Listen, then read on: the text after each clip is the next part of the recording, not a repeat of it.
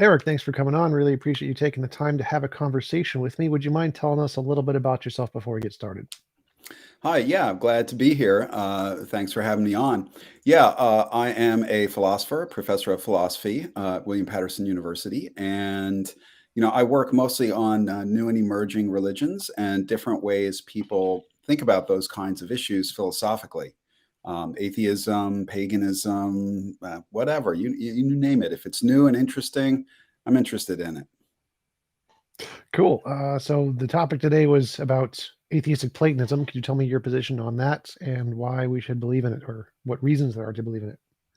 Right, sure. So, Platonism in both the classical and kind of very new forms, it's often associated with theism, right? With belief in particularly an Abrahamic or Christian God. Christianity took over a lot of Platonism, a lot of Neoplatonism in its early days. And so people have just thought that that association was, automatic, and it's not. And so Platonism generally tends to say things like there are abstract objects, right? And abstract objects are things like mathematical objects, right? Or moral values and moral rules and laws. And those objects can be thought of in various ways. But the idea there is that if you've got abstract objects, you don't need God. Right, God did a lot of work, or does a lot of work in Abrahamic systems, particularly here I'm thinking of Christianity. But if you've got abstract objects, you don't need God. If there's an eternal realm of moral truths, for instance, moral laws and moral values, right? Christians said, oh, you have to have God to have morality, to have objective morality. And this is not really a new position, atheistic Platonism. It's been discussed in the literature, but it's never really been developed, I think. And so I've been working on developing it, bringing out the consequences, talking about the ways that it's useful for people today. And so that's in a nutshell, right? Atheistic Platonism deals with the four M's that naturalism often has trouble with, which is, mentality, modality, the theory of possibility and necessity, mathematics, and morality. Cool. So I agree. I've been using Platonism as essentially alternative view of theism, saying, oh, whatever they say God can do, no, you can do it with Platonic objects. So I totally agree on that front. But I don't actually believe Platonic objects exist. I think I use just a parity position to show there are other logical possibilities to a God to explain whatever theists think you need a God to explain. So could you tell me what reasons you think there are to believe in Platonic objects as opposed to a more naturalistic framework or a nominalist framework? Yeah, I mean, I think sure, that's a great point. I mean, I think first of all that abstract objects, right, there is and this is a theistic view of abstract objects. I'm going to say this, right, that people have thought of abstract objects as these things that are in some kind of heaven. They're far away from the physical universe. They're not embedded or structuring physics. They are, okay, they're just not in space and time. They don't causally interact with anything. I think this is a completely wrong-headed view of abstracta.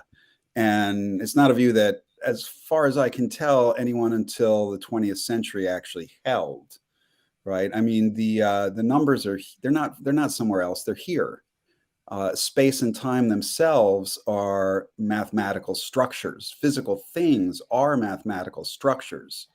So this is a kind of structuralism. I mean, I don't want to get too technical, but people might be familiar with physicists, cosmologists like Max Tegmark, who's developed this kind of idea, right? And it's actually a common theme in physics, right? That the table that you're, sitting at, or this chair that I'm sitting on, well, what's that? So it's material. It's made of, protons and neutrons and electrons, quarks and leptons.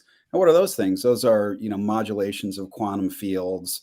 And what's a quantum field? Well, quantum field is a complex mathematical object, right? Or what's Hilbert space? It's a mathematical object. So it just strikes me that if there's a dualism, right? I don't like dualisms. I don't like mind-body dualism. I don't like abstract concrete dualism, because then you get these insoluble problems. And you'd be right. If it were a dualistic framework, you'd be absolutely right to say, forget it, why believe in that stuff? So you got to believe that the Pythagorean theorem is actually constraining your actions whenever you try to do something in space. Like geometry isn't somewhere else. Geometry is right here. You're in it. You live in it. And so I think those kinds of arguments that are being made in mathematical physics are really good reasons to think that, yeah, you and I live, move, and have our being in a mathematical structure. And the numbers aren't somewhere else. They're here. And these structures aren't in some heavenly realm, right? Disconnected from the physical. They are physical. So like Tegmark says, physical existence is mathematical existence. There's no distinction. So I think that that's a good way of looking at abstract objects. And that's where I would start. I'm not sure I understand what that would mean, because the way I envision it is like numbers and abstract objects are things that are constructed by human minds and do no work in the universe. They don't exist any more than the word tree exists. And it's mostly just describing some natural state of affairs. And so there's a natural property of an object. And the number we made up doesn't denote any property or anything in and of itself. It's just describing the essence of the object. And so what would it mean for abstract objects to be physical but still abstract? Because normally abstract is a non-concrete object of some kind, so I don't know what it would mean for an abstract object to be physical. Yeah, I mean, sure. One might say that some abstract objects are concrete and some are not. But what would it mean for them to be physical would simply be to say that the space-time in which you live is a mathematical structure. It's right. It's Minkowski space-time. This is a mathematical structure. That's where your body is located, and your body itself is the result of a complex, process happening in quantum fields. And these are mathematical objects. So we didn't make, space-time is not something that was created by a human mind. And I could give you a very concrete example, right, which is, again, the Pythagorean theorem. If you've got some pieces of wood and you want to make a right triangle, or, indeed, anytime you parallel park your car, you use the Pythagorean theorem. But if you want to cut 3 pieces of wood and make a right triangle, the Pythagorean theorem forces you into cutting those lengths in a certain relation, whether you like it or not, whether you think, right, there's a good reason to think, mathematical objects are not mental or subjective, is you don't have any freedom in your mind to change their relationships, right? I can, if I have an idea in fiction, like I'm writing a fantasy novel or something, and I want to change a character, I can just do that. There's no way at all you can change the relations among numbers or relations among geometrical patterns. And they have objectivity in the sense that no other human being can do that either. And if you work together with other human beings to measure, to count, to do things like that, you will find yourself forced against your will into certain patterns that seem to exist independent of, both of you or all of you. And so humans around the world have come up with the same mathematical structures because, a Platonist would say, obviously, and Platonism could be wrong. A Platonist would say those structures exist. I do think you're right in pointing out that there are bad ways to think about those kinds of structures, right? Thinking about them. If the number 2 is an idea in your mind or my mind, which one is the number 2? Are there 2 number 2s? Are they different?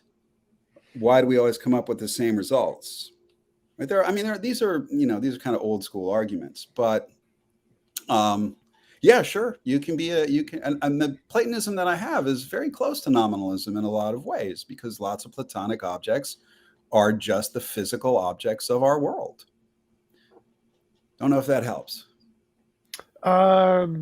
Sort of, in some ways, yeah, in some ways, no. So when I think of like mathematical relationships that you say we are objectively forced in accepting, that's kind of like any sentence that describes reality corresponds to reality. Like, we can't affect that. Either the sentence corresponds to reality or it doesn't. Reality is set, has some set variables to it. We don't have any effect on them. So if I say there are 9 planets or whatever in our solar system, that statement is true, and nothing I can say will change the truthiness of that statement. Same with anybody else. You can change the sentence any way you want, the descriptors or what the words mean or something. But if the words correspond to reality, the fact that they correspond to reality is independent of what anybody says. You don't get an opinion on it. I think math is kind of the same way, in that it's a sentence made up by humans with just arbitrary words. But when you make those words correspond to reality, that's when we don't have any control over them anymore. And so the relationships like the Pythagorean theorem or the transitive property or whatever are only unchangeable insofar as they correspond to something in reality outside of just the mathematical descriptions. And so I think that's what makes them true, independent of what we want, or we can't subjectively change them, is the fact that they correspond to some aspect of reality or patterns in reality. But I'm still not sure what it would mean for those things to exist in and of themselves in some way as a physical platonic object in some sense, because I see them as no different as words. And I think would you say that words are not platonic objects, like the word tree isn't a platonic object? Or No, that's just a word. right. Right. I mean, so yeah, that I mean, I think there's another point which is probably the more interesting one, right? Because Platonists and nominalists have been arguing for 25 centuries, and nobody's going to change anybody's mind on that. Except there might be a different way to approach this, which is to say, what's the payoff, right? What's the payoff if you're a Platonist versus what's the payoff if you're a nominalist? For me, dealing with a lot of these issues, specifically in theology, right? The payoff is I get an atheism that can do a lot of things that other atheisms can't do. And it's an atheism that ends up being, I think, far more competitive with theism, right? One of the big arguments against atheism, it's a tired argument, and I don't find it very impressive, but atheists, can't have any morality. They can't have any, objective morality. They can't. It's just opinion, right? If you like murdering people, that's just as valid as if you like helping people. See, you atheists have no morals. You're immoral, which means, of course, you're evil. And Platonism can really challenge that. Right. And a deeper challenge that Platonism makes to theism is when you start to get under the hood, open up the hood and look at the engine of theism, there's an enormous amount of Platonism there. And theists have kept that Platonism pretty much buried under the hood, don't look under there. But once you expose that, you see suddenly like God isn't really doing any work in the system. God is, as a person, an immaterial mind or a spirit of some kind, isn't doing anything except maybe making somebody you think you can talk to or something like that. And even if you look at the classical, the 5 ways to prove the existence of God, each one of them relies on a Platonic structure. And so Platonism's doing the work. And if that's what it's doing, then why not just get rid of God? And you've got an atheism that can actually now compete with theism on the very points that theists hold most dear, right? So that's there are lots of payoffs like that, I think, that you get. And again, Platonism could be wrong, right? I can't prove to you or anyone that it's true. Right. I can point to benefits. I can give arguments, but there are counter arguments too. And so what I think is the most interesting thing is what are the payoffs, right? What do we get from adopting a worldview? And it ends up being a very different worldview. So I think the payoffs really, really help. Well, what do you mean by a payoff in that context of saying that Platonism solves a problem that naturalism doesn't, in that we can't get morality? Because I'm a moral realist, so I also believe in objective morality. But I think it's better to say it's an undiscovered law of physics or something. I think that would work equally as well. I don't understand why positing a Platonic object would be better in this context. Because, like, obviously, any worldview can just make up a hypothetical and say, here's the solution, it's this. But why would I mean, I would put a Platonic object as more reasonable than a God, because God has a whole bunch of other entailments as well. But I'd still put it as less reasonable than, say, an undiscovered law of physics or higher order emergent property, something like moral naturalism. Why would believing in Platonism be an advantage here when talking about objective morality as opposed to just a moral naturalist view? Yeah, I mean, look, well, first of all, I'm going to say that, laws of physics are Platonic objects, right? Laws of physics are propositions of a certain kind. They involve universals. They almost always involve numbers, and they involve other mathematical objects like, tensor spaces and Lie algebras and all kinds of complicated things. So I'm perfectly happy saying the laws of physics are Platonic objects. Because again, in this case, right, the mathematical and the physical just coincide. They're not different. Now, I think the moral naturalism point that you raise is not, see, I think a lot of these things are not things that are worth arguing over or fighting over, because we're going to come to the same conclusion at the end. The entailment structure is going to be the same. And in that sense, right, I'm happy with a lot of what's, often called a kind of Aristotelian approach to mathematics. I mean, it's not, I don't agree with it, but I'm perfectly happy with it. And Aristotelians, there's been a revival of Aristotelian approaches to mathematics in philosophy recently, where people are saying like, oh, look, you say the patterns really are structures that objectively exist. And, Platonism maybe goes a little overboard with these structures, right? And so you can be an Aristotelian realist about mathematical structures, about numbers and things like that. And that's a way of really saying they're anchored in reality, physical reality. It's a little different than the kind of, Pythagorean way that I like. But in other words, you and I aren't going to disagree about those kinds of points. And where we might disagree about things might be pretty far away and not very practically relevant.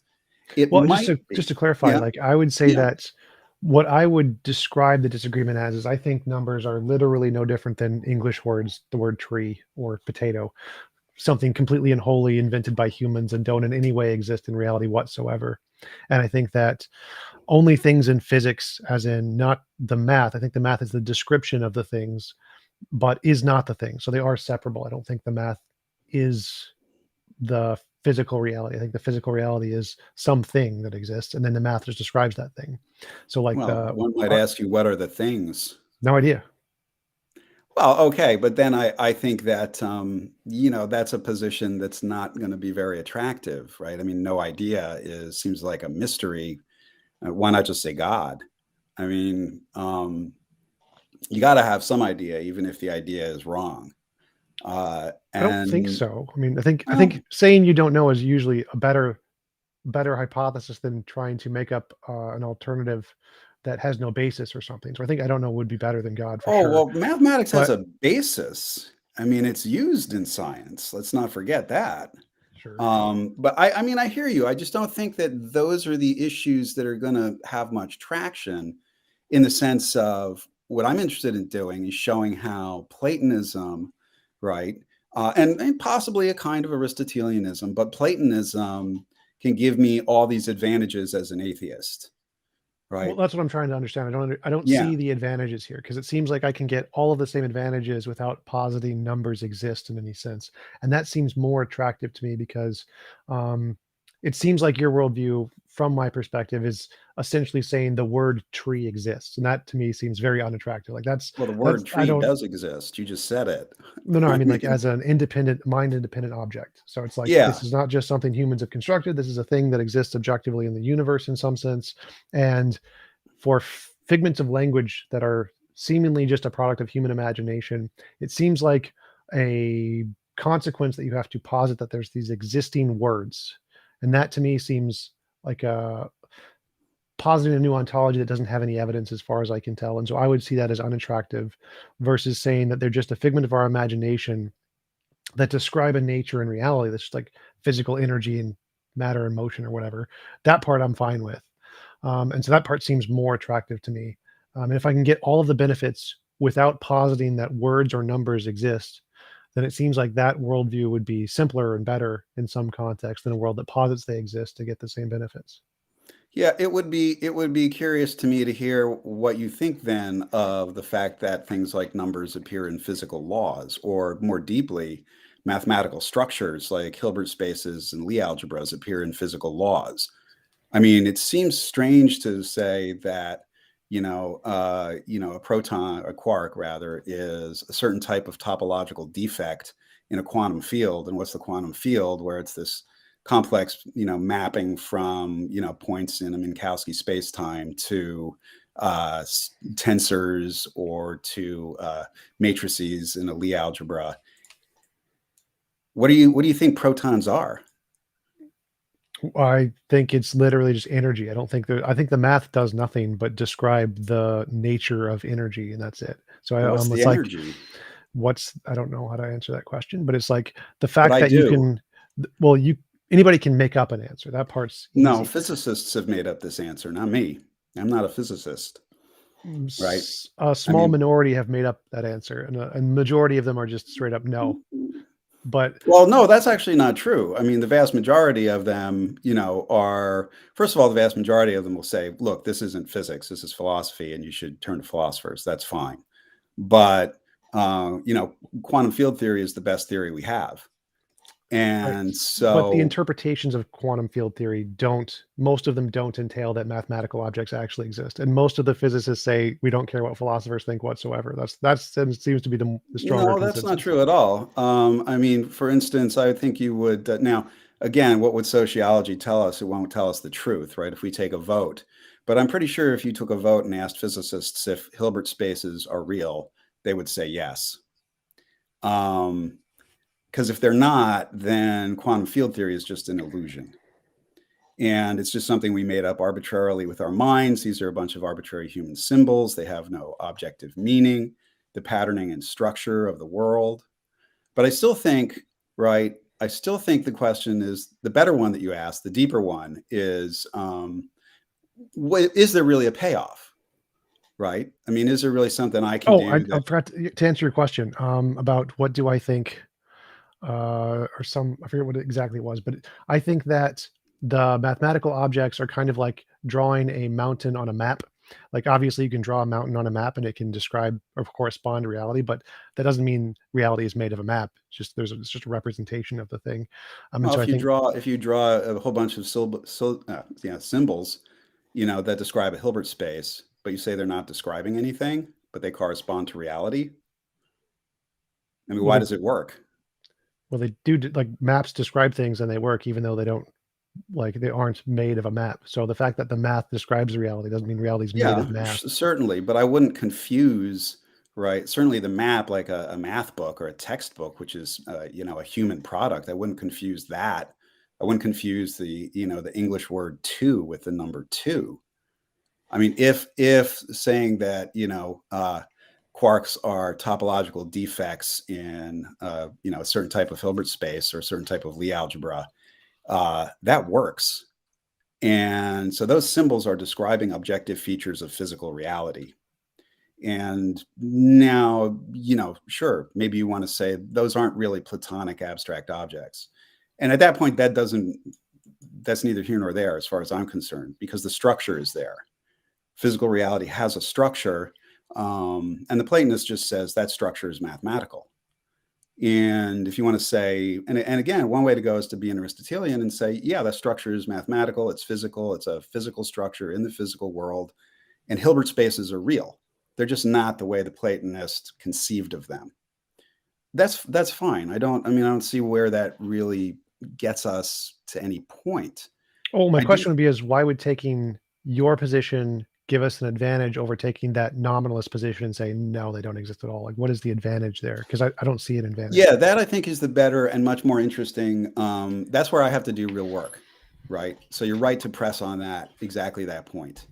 Um, and I would say that there are questions. So first of all, there are questions about meaning and objectivity, right? And one of the things theists have to ground all, questions about meaning and objectivity is God, the mind of God, right? If you want a final ultimate authority for anything that we have to think about or make decisions about, it's God.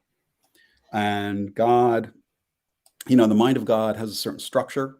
that structure is. So rationality here is going to be a key word, right? The mind of God is rational. It's a mind. God is a reasoner. God gives reasons for things. There's a reason why I got sick. There's a reason why the Pythagorean theorem works. And all this rationality is grounded in this mind that is all-knowing, it's all good, and it's all powerful too. But in this case, rationality, the rationality of the world. So I'm going to claim that the world has a rationality. The world is a rational world is a rationally organized structure, and that includes our physical universe. It's rationally organized. The back to the modality point, another one of the M's, right? The modal properties of the world, what's possible and what's necessary, those are also rationally organized. This is why science works. And I mean, there has to be, theists will give you an explanation for why science works. It works because the universe and the world was created by a rational mind, by a God.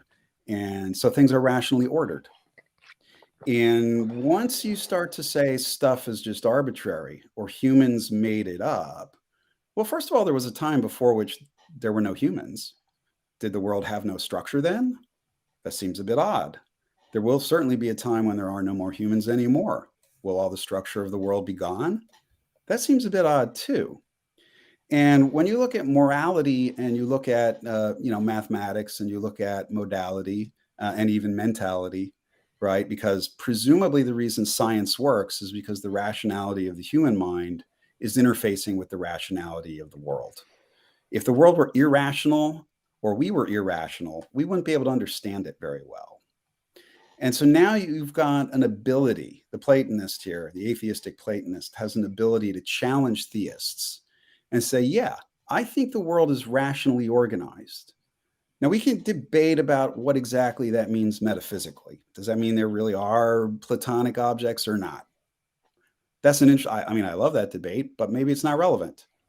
The more deeper practical issue is going to be like, yeah, I don't think all this structure came from human minds because I don't think that the death of God means humans take the place of God. I don't believe there's any place for God at all. And so the world is rational, humans are rational, and that rationality is objectively real. It's a fact that humans cannot change. Humans have to obey it if humans want to be successful. I mean, you can be irrational, jump off a mountain, think you can fly, and the rational structure of the world is going to quickly remove you. So, I think things like evolution, right? Evolution by natural selection is an optimization algorithm.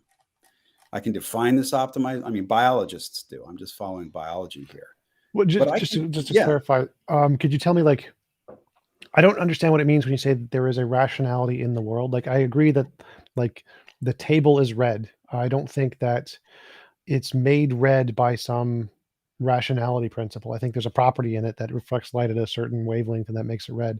And so I think the same thing would be true of the structures in the world. So I think the structures of objects is not because it has some rationality. I think that the structures are because of some physical property, like it has X mass or whatever. And that's not a mathematical object, it's just a physical property of the thing.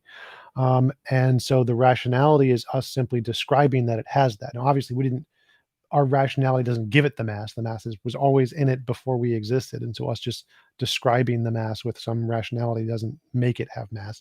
The mass is a physical property in the thing that's made of a physical object, not a mathematical rationality relationship. So I'm not sure what would be the advantage here that you would gain from adding that in. Yeah, I think, sure, let's go to the rationality point. In part, that means that the world, and maybe I should use a different world, right? The world has a logical structure, right? Things like, in fact, one of the most amazing illustrations of that structure is the fact that you and I are doing this on a computer, right? It's an odd thing to wonder why you can build computers in physics. And that's not obvious. And there are very strange questions that emerge immediately about physics as soon as you turn to something like computability theory. So logic, of course, we mentioned math, but rationality of the world means that these kinds of disciplines, logic, mathematics, computer science, they objectively work. And it also means humans can figure things out. You can use the reasoning power. I mean, why does science work at all? And why can human brains, right? Why can human brains discover these deep patterns in the world? Whatever you think the patterns are, right? Because technical questions about what the patterns might be maybe are distracting.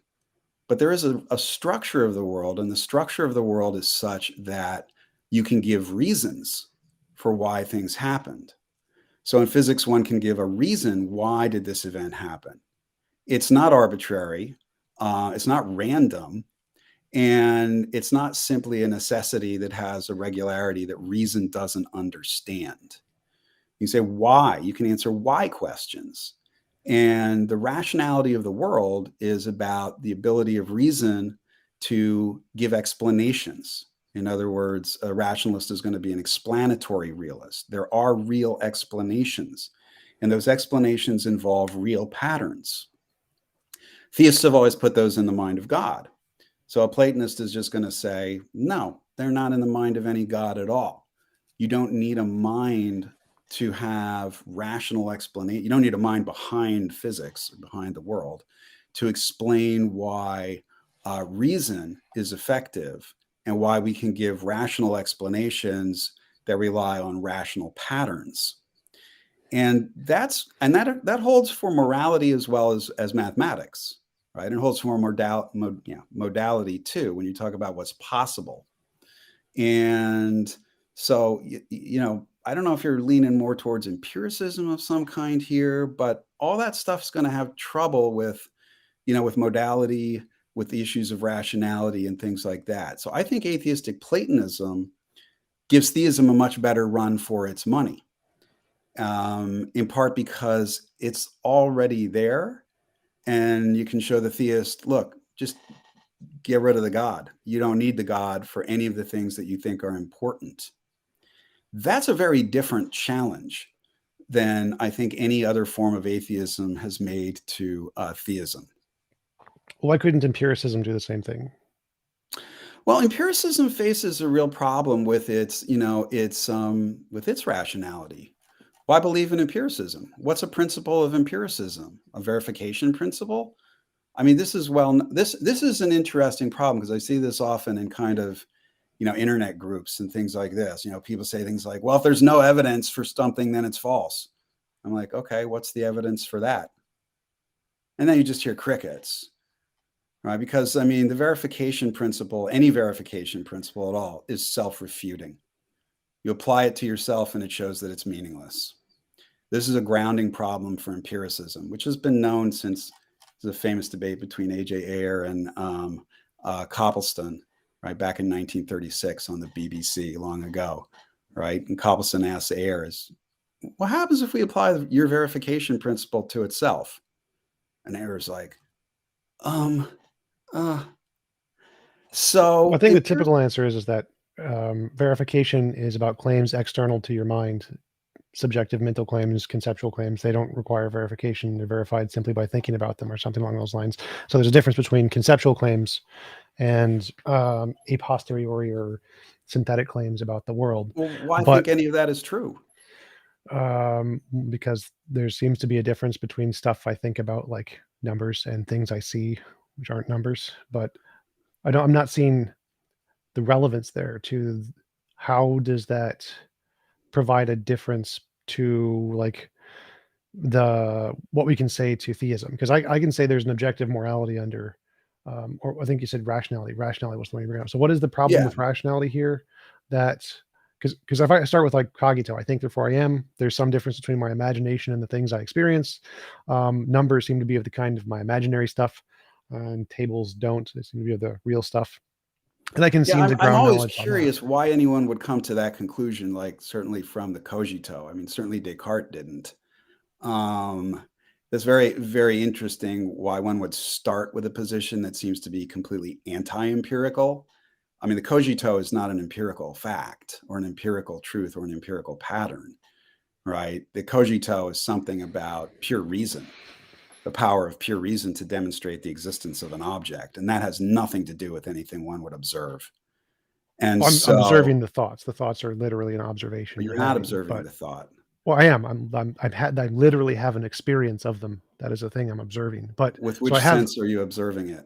Well, I'm counting thoughts as a sense here, so I don't even know if there are such things as senses at this point. They're just I have an experience, and that Yeah, but experience if of you have an experience, right? yeah, And now what is it that tells you that you exist in the cogito? the experience is synonymous with the existence. Those are synonyms. Well, no, you would have to make an argument. You would have to say, if I, like Descartes did, right? Picking it up from Augustine, Descartes says, well, if I didn't exist, then I wouldn't be able to have this thought. And you've Well, just I don't made, need to do any of that. I can just the existence. This thought is the existence. Those are synonyms. There's no argument. This is they're no, you synonyms. don't, that's just completely irrational. What? There's no inference there. You can't say like suddenly you're saying like there's an I and you know there's this I and there's a thought and you know there's this Those thought. are all How did you get this synonyms. knowledge? Those are all synonyms. So the thoughts are. I'm having these thoughts. These thoughts are there. I am those thoughts. Those thoughts exist, and I am those are all synonyms. There's not any extra claims there. The thoughts are me. The thoughts exist. Those are all the same. Those are enormous claims. Those are Well, enormous claims. You made a whole bunch of existence claims. You made a whole bunch of identity claims, and you might be right. I mean, you could be completely correct, right? But you need to give me some reasons why I think that there's an I that's identical with its thinking. I mean, I'm supposed to I'm just using listen. the word I to refer to the thinking. Yeah, man, that's So just words. You're just making yes, arbitrary words. These are just yes. words. Well, yeah. You There's a believe thing. words are objectively real now? When it goes into your No, mind, you suddenly become a Platonist? no. My existence, the direct experience, the quality experience I'm having, is a real thing. It objectively Dude, exists. your But ego is an illusion. I can refer to Your that with ego is an words. illusion, man. Ego is an illusion. It can't. How is it an illusion that I'm having quality experience? Yeah. There's something to, I mean, first of all, we could just turn to all the Buddhists right there. We could turn to Sam Harris. We could turn to psychedelics. We could turn to all the reasons to think that your ego is an illusion. There is no I. It's a very complex, the Okay, whole, um, how does any of that show my quality experience right now doesn't exist? how does it show that what doesn't exist? My quality experience. Your qualia experience? Yeah, direct What's a experience. qualia? What direct experience? Direct Are personal qualia subjective experience. observable? From my perspective of the qualia, yes. Can anybody else observe them? No, but I don't need anybody else to. Is No. not so much of my How do question. you know you're not observing them with this? They're not in the physical world. You're not observing them with What? a sense. They're not measurable by a detector of any kind. You can't see them under a No, microscope or in a particle accelerator. but I didn't claim any of that. You claim something exists. Yeah, my qualia. So I have a direct experience, and that direct experience exists. And why should I believe you? Well, I don't care if you believe me. It's not whether you believe me. Well, right. But you could take this and now you're making existence claims of a certain kind that you don't seem to want to extend to numbers. I mean, suppose I just said, well, look, numbers, man, I intuit numbers. They exist as much as your qualia. I mean, what refutation could you possibly, I don't think that's correct, right? But Well, it is interesting. Look, take a step back philosophically, take a step back and see that what you're doing with respect to your own mentality is exactly the same system of moves that a Platonist would do to physical structures. wait, There's what? no difference here. I'm not. So in my claim, I'm saying that I have an experience that exists prior to any other thoughts I have, and it is What's the argument for that existence? it's an objective fact. I'm having qualia is a thing that exists. An I'm experiencing it. objective fact But is there's a a fact difference that's here between curable. that and numbers. Numbers are not a thing that generates your thoughts. How do you know Experience. that? Um, Maybe you haven't bec- gone deep enough into your mind. well, I don't know anyone who claims that's not part of the hypothesis of numbers, as far as I'm aware. That I don't think anyone thinks numbers generate consciousness of some kind. But Well, there are people who work on neural networks and say that consciousness is generated by matrix algebra.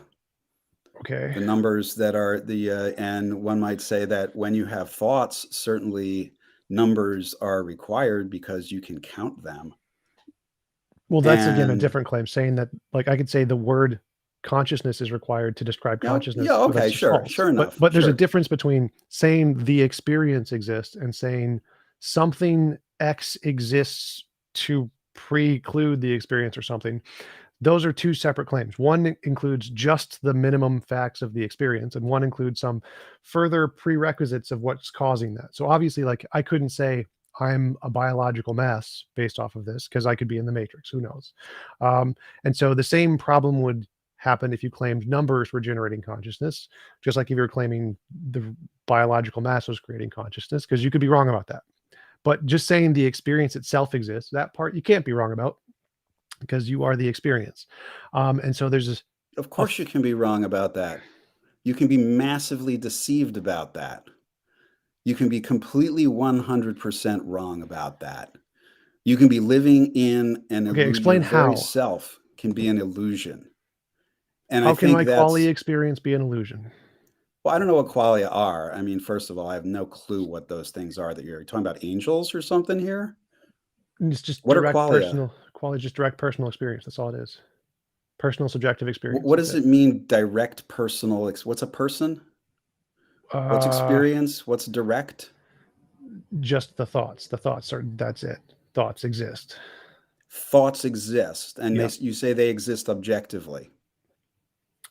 Yes. I don't think you can exist subjectively. Are your thoughts the same as my thoughts? Probably not. But if I think I exist and you think you exist, what's the difference? Can't be our bodies, because we don't know if we're bodies. Can't be well, numbers, there's because we some don't know if they're variable that numbers. separates them. Most likely is maybe location. Location's a possibility. But we don't know if we're in space. Space could be an illusion. Right. I'm just giving a hypothetical. If they were different, if they both existed, they would be separated by some variable, which, like, one possibility would be space. But what you've come to, right, with the cogito and these kinds of things, although we'll leave the mysticism of qualia to the side. Well, no, I want to go back to that, because you keep saying that my qualia can be false. Yeah, we can, but gibberish. Sure, and those are good questions. Those are real sharp questions. I mean that you've got all these things that you've posited, for which you can't give me any reason why I should believe you're not massively deceived about yourself. And in any case, I'm not even if following you weren't, that. So I have quality experience. How could I possibly be like, if the only way I could be deceived by that is if I'm a zombie, it's beautiful, isn't it?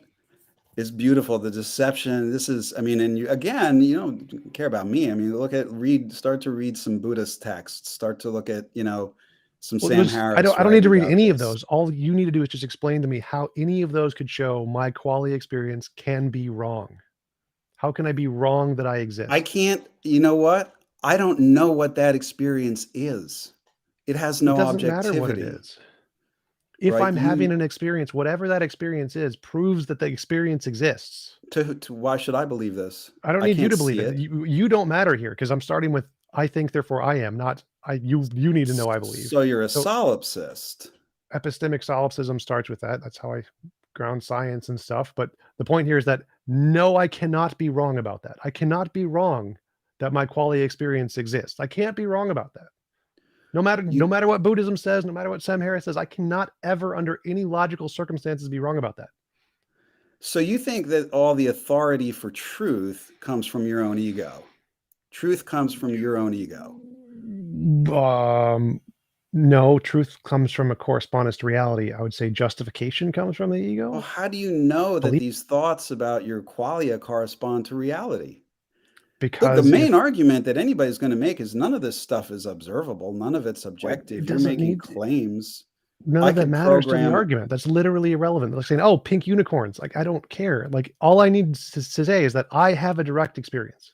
Now, I can program a computer to say all the words you're saying, and it probably doesn't have any direct experience at all. It's true. So it's possible, like, if I don't actually have experience, then yes, that would be a way that the statement would be false. But if I do, whether you know it or not, if I do, then I do have knowledge. Well, and it can't be wrong. It's true. If I grant your premises, I'll grant your conclusion. That's obvious.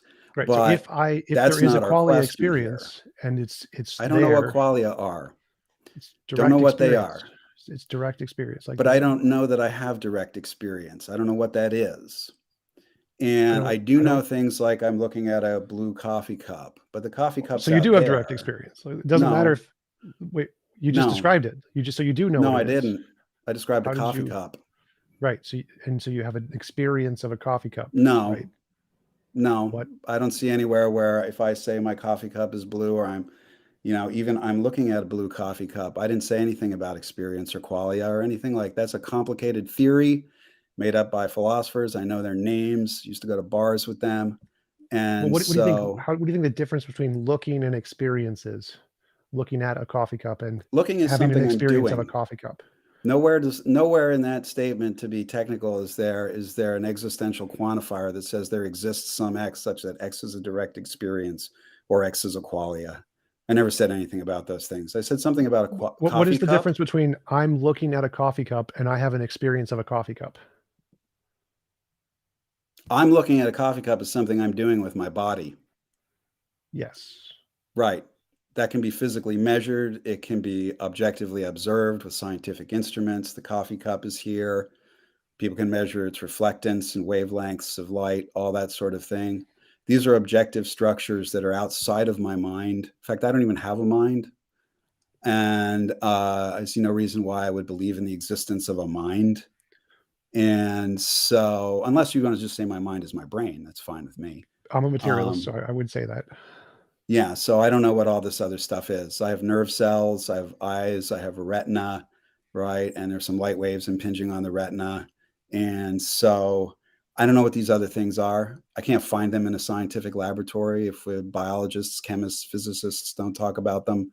There's no patterning of them. What is their structure? Do they form? Do they Well, I form don't an know why you're algebra? confusing epistemology with ontology. Like, it's pretty basic to know that literally doesn't matter whether you can see it or not. Well, Like no, exactly. if you have if you have an experience of a color, a sound, I a don't have shape, experiences. if you see I don't know things, what if that you hear means. things, if you touch things, if you have I touch coffee thing, cups. I'm that's touching an a coffee experience. cup. Congratulations, you have an No, this is a experience. coffee That's cup. an experience. You touched it, that's an experience. The word experience refers to you No, touching I that. touched it as a physical action. The coffee cup That's is a great. physical That's thing. great. That's an experience. That's all you No, it's a need. coffee cup. I don't know what problem you're having here. This is like super basic. Like, if you have experiences, if you touch or I see or don't have taste or things, experiences. then you don't I exist. don't have Then experiences. you don't exist. I do exist. My body exists. It's verifiable. It's scientifically detectable. It has a mass, which unfortunately grows every day. I have a brain. There are Like, if electrical this is a patterns. disadvantage. If you can't grant that you have experience, then you've lost every possible debate with every theist ever. You're done. Your worldview is so bad you can't even discuss it with them because you can't admit that you exist. That's a problem. I do exist. No, you have experience. My apologies. Here's my body. I said you experience, so I misspoke when I said exist. I Yeah, meant experience. If you can't admit that you have experience, your worldview has a massive problem that makes it completely irrelevant to any theistic debate. You're not going to win if you can't admit you have experience. Like, that's a problem. Like, if you want to say I'm morality, not that's sure great. about that. I mean, I talk with theists a lot. I mean, it's not clear that God has experiences, for instance. In fact, there are quite a few theists who would say that, God has no experience whatsoever. And the ego is, only the ego burns in hell. That's an old Christian saying, What right? I don't And so not the following. illusion, right, in mystical experience is the loss of the ego. The ego dissolves and disappears. It dissolves into an egoless ground of being, pure bliss, pure consciousness, pure ego. Those are all Ego is experiences. sin. Ego is the result of the fall. Theists will be more than happy to talk with me about this. In fact, right, as soon as you get into that, theists are going to find theists generally, because there's a whole long tradition of Christian mysticism. There's a long tradition of views of God as transcending mentality, right? God is super essential. God is beyond mind. And so experience was experience. Your view is a self-centered view. And so Yes. that's the fall. Your view that you have an ego, that you have these qualia, is consequence of a fallen mind that no longer sees the world as God originally intended. I mean, I talk with theists about this kind of stuff all the time, and this is textbook Christianity, right? That the I don't ego, understand anything you're saying right now. Ego is just gibberish. It makes no sense to me. Like, direct experience, pretty much everybody understands that. Like, if you don't have direct experience, there's no souls, there's no afterlife, there's no Jesus. Like, nope. So all of not at Christianity is gone all. if there's no I mean, experience. my Because soul is the form of my body. My body has a structure. It's objectively real. That's what my soul is. The afterlife simply means that this, I mean, I don't like that kind of talk, but the afterlife simply means that that pattern will be reinstantiated in another way.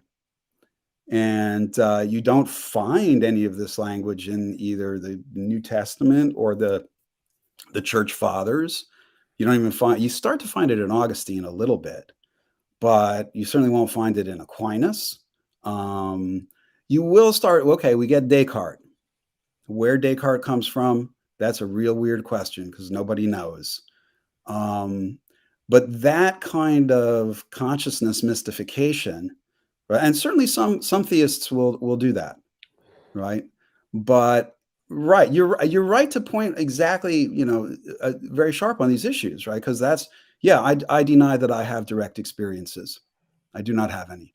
I have none. I have no experiences. Okay, that's And very, yeah, that seems like a massive problem. Like I think direct experience, I think consciousness, quality experience is something that's literally physical in the brain somewhere, and we're going to be able to measure it and oh, find it in the I future. have electrical patterns of electrical activity in my brain.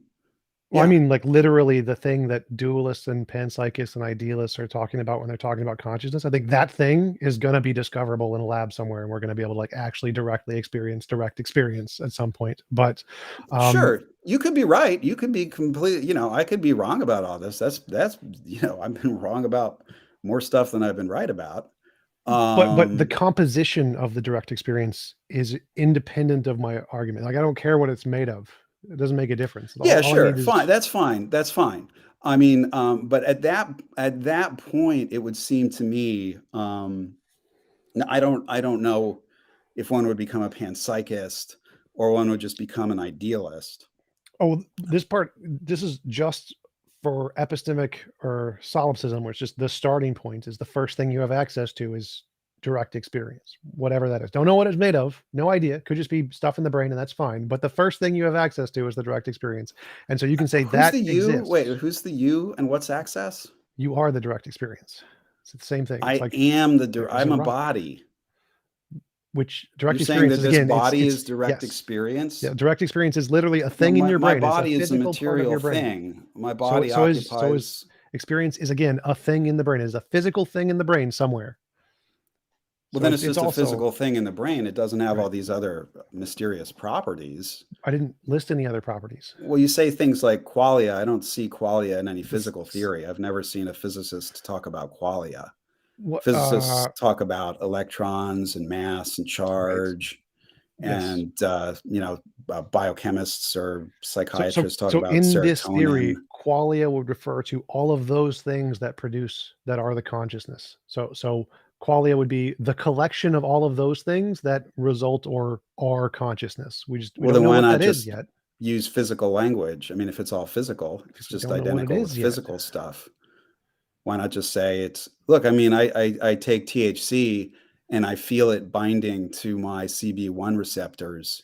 I don't know what qualia, I don't know Because it what, begs the question to assume what the qualia is. We don't know what it is. Like if I can't start with its I physical. agree. I agree. So We don't if know I'm what it starting is. with my direct experience, I have no idea what it is yet. I need a word for that direct experience. Let's use qualia. Qualia is a great word. We'll just pick any random word to refer to the experience, and then I can use this word to refer to it, whatever it's made of. I don't know what it's made of. I don't need to say anything about what it's made of. It's fascinating to me. You are a hyper Platonist about the mind. Well, it's not a platonic object. It's a literally Sure, it is. It's experience. not observable physically. That well, it is. It is. Well, will Well, be in then the why talk future about qualia? Why not just talk about serotonin and, because the way epistemology 5-HT2A works, if receptors? it's like if I start with the soul, let's say it's a soul, well, that's begging the question. That's why Descartes' version of I didn't say anything cogito about didn't souls work. here. No, yes, you are. Yes, you are. That's the problem. Is that if you assert to already know what it's made of, you're begging I the don't know. question. It's made of my body. It's flesh. It's That's atoms and begging the question. molecules. That's the part where the argument fails. Doing that means the argument fails. You can't Right. ever do So that. you're a Platonist about the mind. No, because that's again assuming what it is. I have not in any way assumed it's a platonic object. I don't. I have. It's a thing that's there. I don't know what it's made of. I don't know if it's a No, platonic you got to object, a physical understand object. what Platonism is, right? Don't confuse it with a first order position about stuff. Okay, what Platonism do you isn't mean? about stuff. What do you mean by Platonism is Platonism about in this context? structure.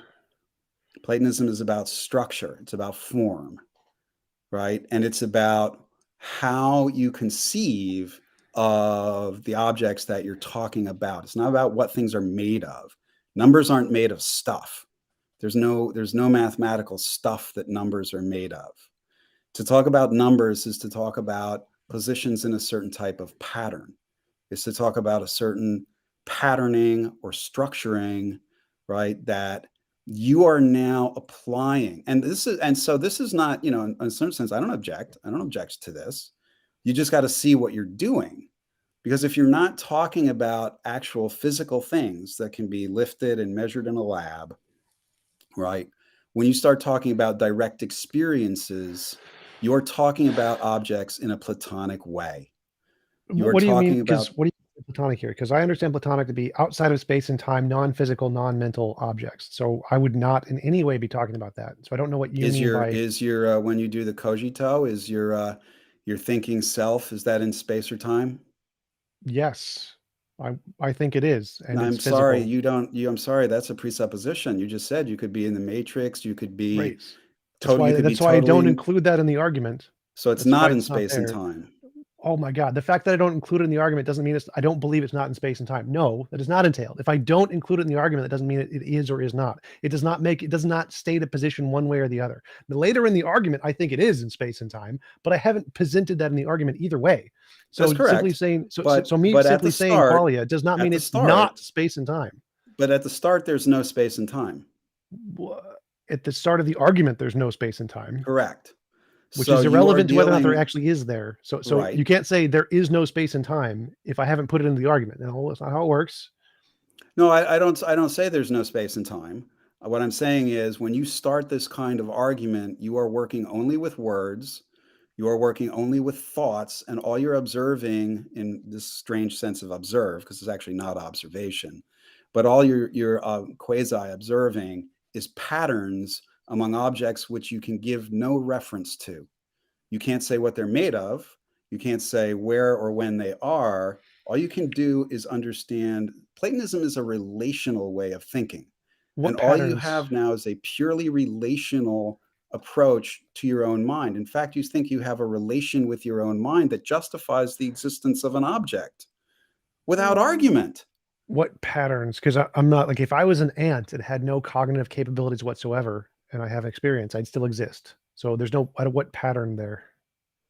Well, I'm trying to figure out where you're coming from with all this direct experience talk and with this cogito, Descartes cogito talk and belief in qualia that nobody can observe.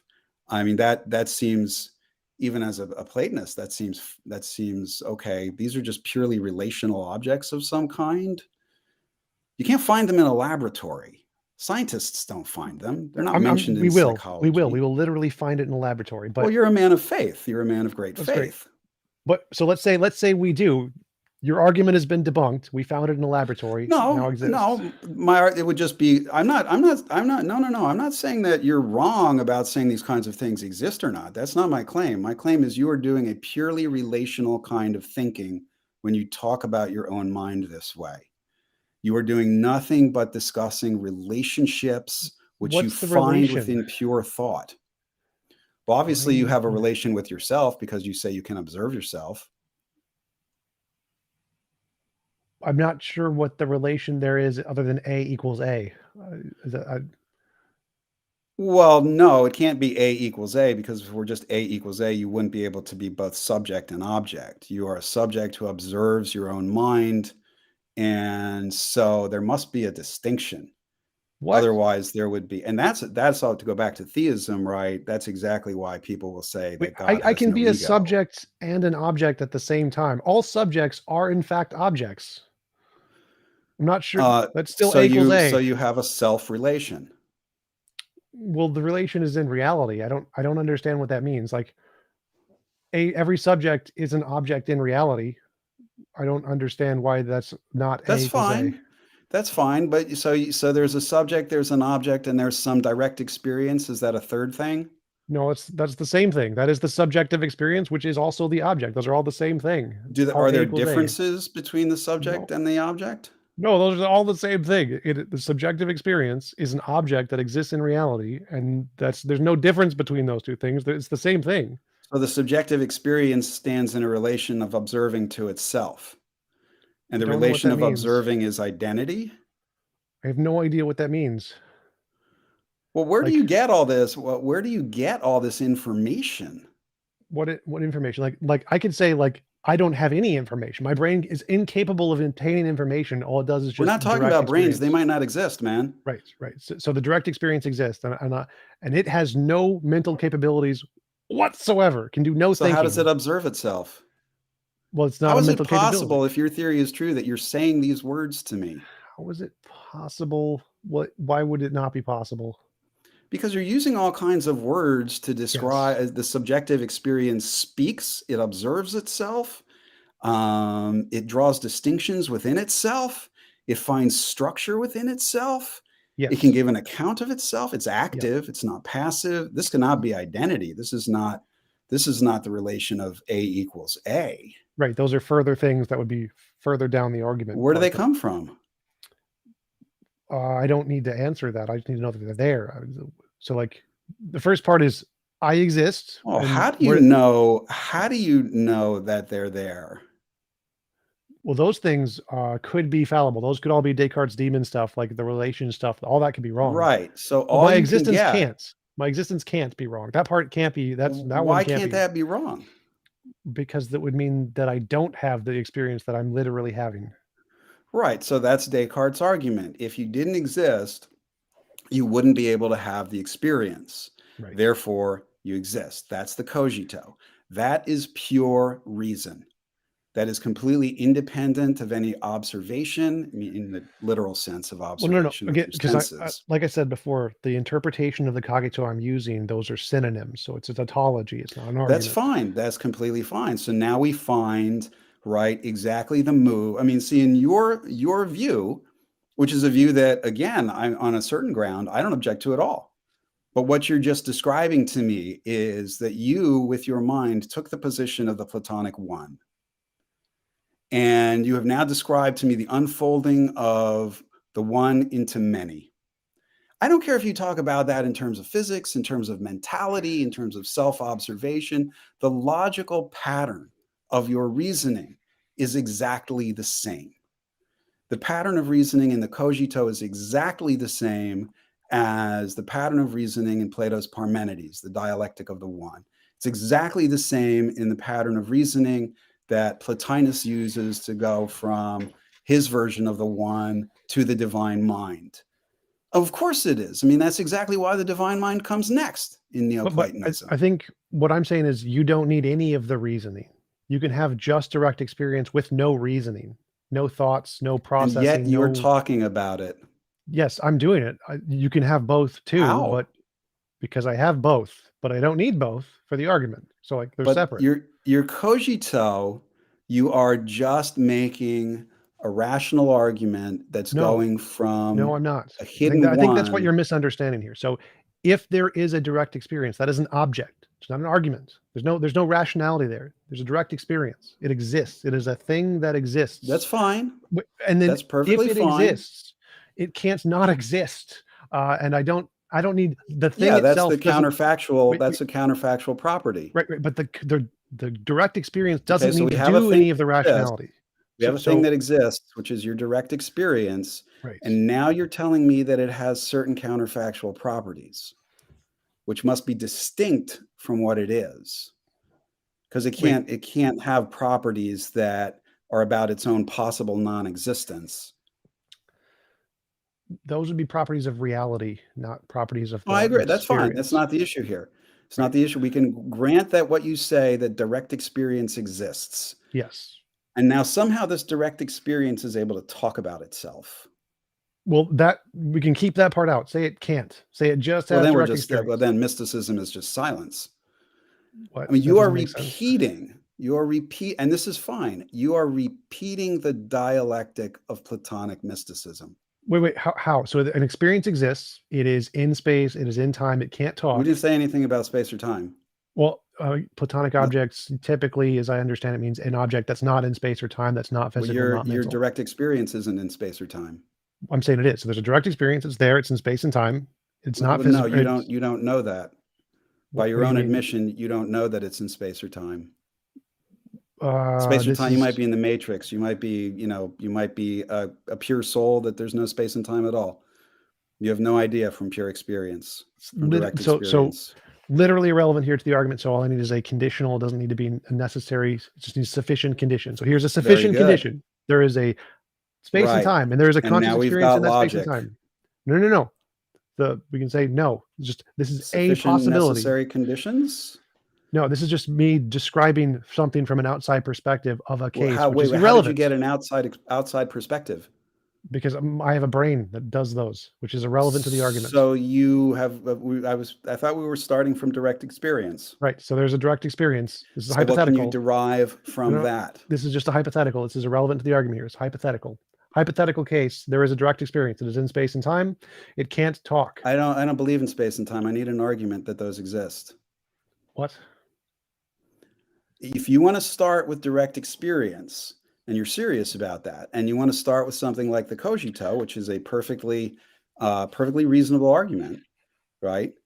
You are going to be retracing in psychological language. I mean, look, this is about patterns. Well, I think you're conflating two arguments here. The same pattern of thought, right? This is the observation people made that's, generally referred to as structuralism. It's an old observation.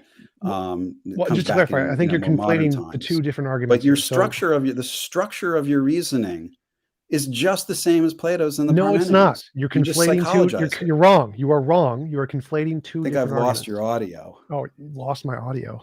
I can hear you fine. Can you guys in the chat hear me? I can't. Wait. Your audio is gone, man. Testing. There's back. You can hear me now? Testing? I can hear you now. Okay. Yeah. Good. So yeah, I think you're conflating.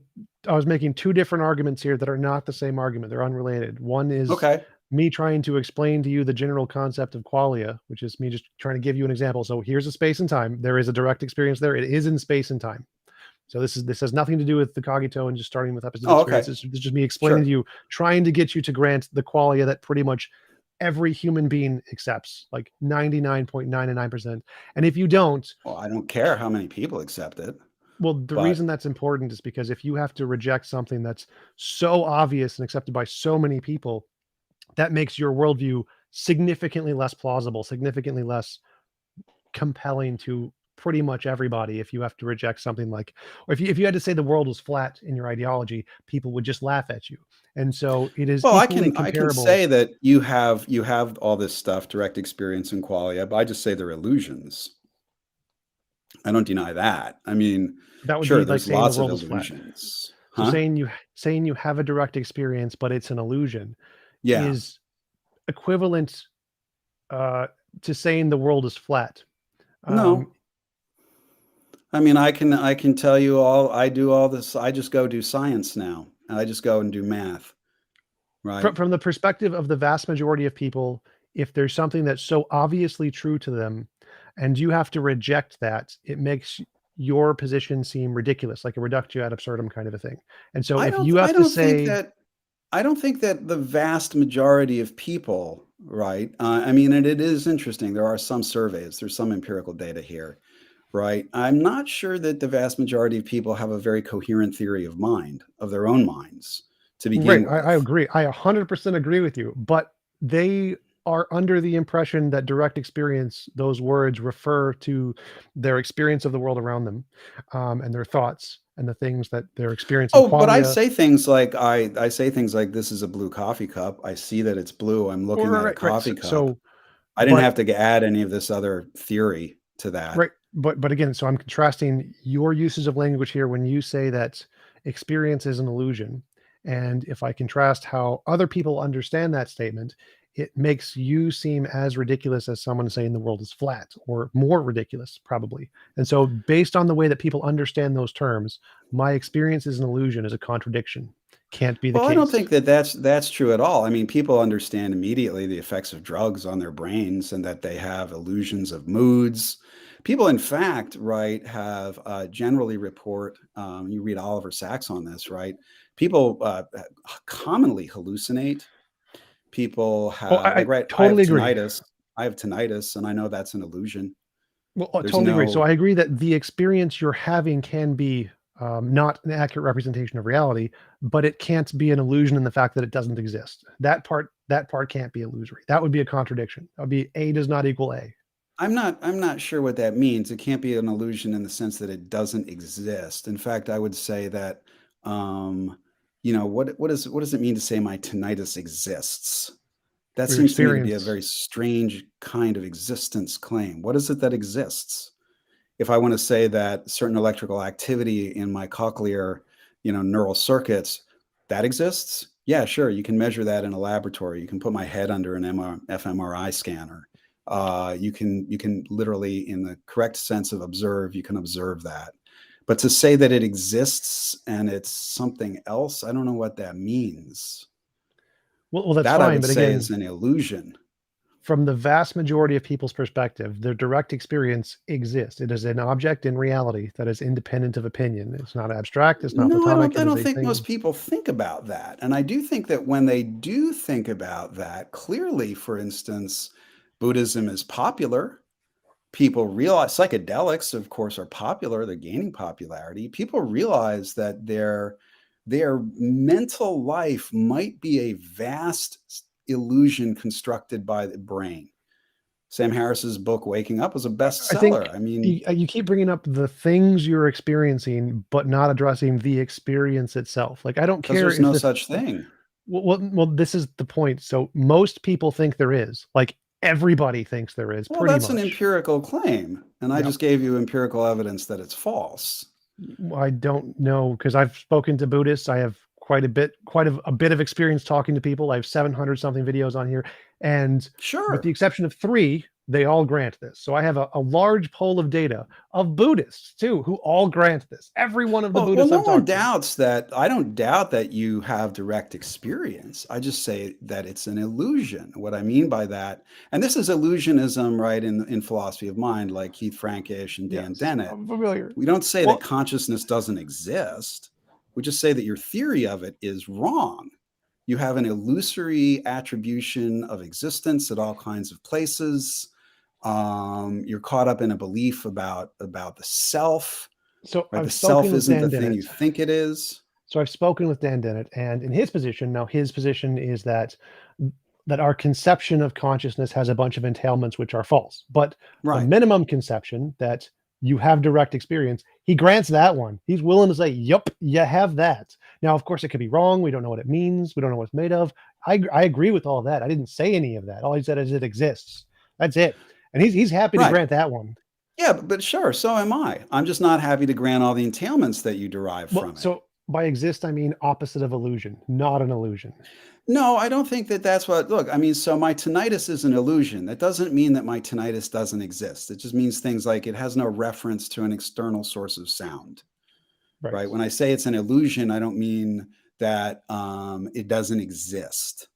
Right. Okay, but I am clear about what its existence is. Its existence is misfiring neurons in a circuit in my, the auditory part of my brain. I know So exactly what what I mean when I say it exists. And I know exactly what I mean when I say it's an illusion. It doesn't refer to anything in the outside world, right? But there are also stranger illusions in the mind. Well, again, I know about all the illusions. I'm very familiar. I Sure, don't like my whole argument says we could be a brain in the vat. Everything you experience could be an illusion, but your experience existing can't because that's not an experience. That's not cool. an opinion you So have. now you're a Platonist. No, because I still haven't stated what that is. It's if I later Platonism discover, doesn't make any existence claims. well, again, you're Platonism says that the structure of if reality is I purely discover the relational. experience is in space and time, that debunks Platonism, No, and that's a because Platonism possibility. says that space and time are geometrical structures. Well, no. So the point here is that I can posit my existence is there, and I can then say, here's a way to refute Platonism, and that's still a possibility. Therefore, I'm not a Platonist. That So would it, refute Platonic dualism, and that would be correct, right? That's a not defensible view of Platonism to think that there are two orders of existence, one material and one mathematical. That and no historical Platonist would have ever said that. I mean, Platonists are monists. Everything comes from the one. Right. So I There's could be not a dualist. two. I could say there's a conscious entity, and there could also be this other stuff of magical flying potatoes or whatever, and I could believe both. And so I'm Magical flying not a potatoes. Platonist. So the point here is that I can posit this conscious entity and not be a Platonist, because I could have other theories and stuff too that are disagree with Platonism. So just positing the existence of my consciousness does not make me a Platonist at all. It's just there's Except consciousness. that, look, Platonism is a commitment to the view that reality is a purely relational structure. And that's what you're doing with all this qualia talk, all this direct No, I'm experience not. talk. All you've talked about are relations among entities. Right, but I can use relations as like words. They're maps onto a territory. They are not the territory. So Well, I then don't you are think a pure relations exist. self-thinking map. You are a map of Self, your own territory. sure, but that doesn't tell me what the territory is. I've made no claims about the Well, the territory. territory is the map. No, it's not. That's Subject is literally a the fallacy. object. That's literally Subject the is the object. so there's this fallacy called confusing the map and the territory. They're not the same thing. No, and first of all, that map territory thing, that's self-refuting in the first place, because do you need now a map of the map? How do you know the map is a map of the territory? Do you need a map that tells you where the map is in respect to the territory? But on your view, you said the What? subject and object are identical. Subject of thinking is identical to the object of thought. And so the object of thought, if that's the territory and the subject is the map and the territory are identical. The map is a map of itself. Well, no, your subjective thinking, you're not thinking about your own existence. What are you That's thinking about? You could be thinking about anything. Potatoes. I don't care. Well, you think, but when you have direct experience, you're thinking about yourself. Okay. So yes, you're thinking about yourself. So the map Isn't thinks yourself. about the map. But you're thinking No. about yourself as not yourself? Yourself is the object. And so if you're thinking about yourself, Well, you your just thinking said about yourself 5 is minutes not. ago, subject and object are identical. Yes. If you have subjective experience and that is an object. So your thought of a unicorn is an object in reality. It's an object. All subjects are objects. All subjects are objects. All maps are territories. If you want to say that the map is a territory of the map, sure, but that's not Nice. So now we're into all the problems of reflexivity, and this is pure, but that's there's no fine. problem there. You are What's the doing problem there? purely relational thinking, and it's beautiful and it's great, and it shows the power of the rational mind. And so you are just a Platonist about mentality. No, because Which is a again, nothing common. I said there entails Platonism. The fact that I can use relations as a language does not mean I believe those relations But then exist. I think that you don't believe those relations exist. No, Then why would you believe you have direct experience? because it's a thing that is there. It's an object that exists. There's no relation. It exists They're in relation to no one. in relation to no one. There's no relation. It's just it exists. That's the only statement. There's no relational statement there. Who's making that statement? Who's making the statement? No one is making the statement. The statement is irrelevant here. There is an object that exists in reality. I can make a statement to describe it, but the statement is irrelevant. You can just get rid of the statement. The object will still exist with or without the statement. But the object, so there's this object that exists Yeah. in a certain purity of isolation. I don't know what that means. Yes. Well, it's not in relation to anything. I mean, the statement is something we can throw away. Its entailment of its own existence is an argument that's not been made yet. This object, it exists. It exists in pure solitude. As far as we know, yes. There's no other claims about what else exists. You are talking about the Platonic one. No. That is exactly what you are talking about. No. Because again, there's no entailments of what this thing is or what it's made of. It could be made of other things. Platonists make no such entailments. Again, there's no entailment of Platonism here. There is an object that exists. That is Platonism. How is that Platonism? How is saying an object exists Platonism? The way you are talking about this argument, this object, is exactly the same way that the Platonists talk about the one. It's the same object. We're also using the same language in English. It doesn't mean English is entailed in the fundamental nature of reality.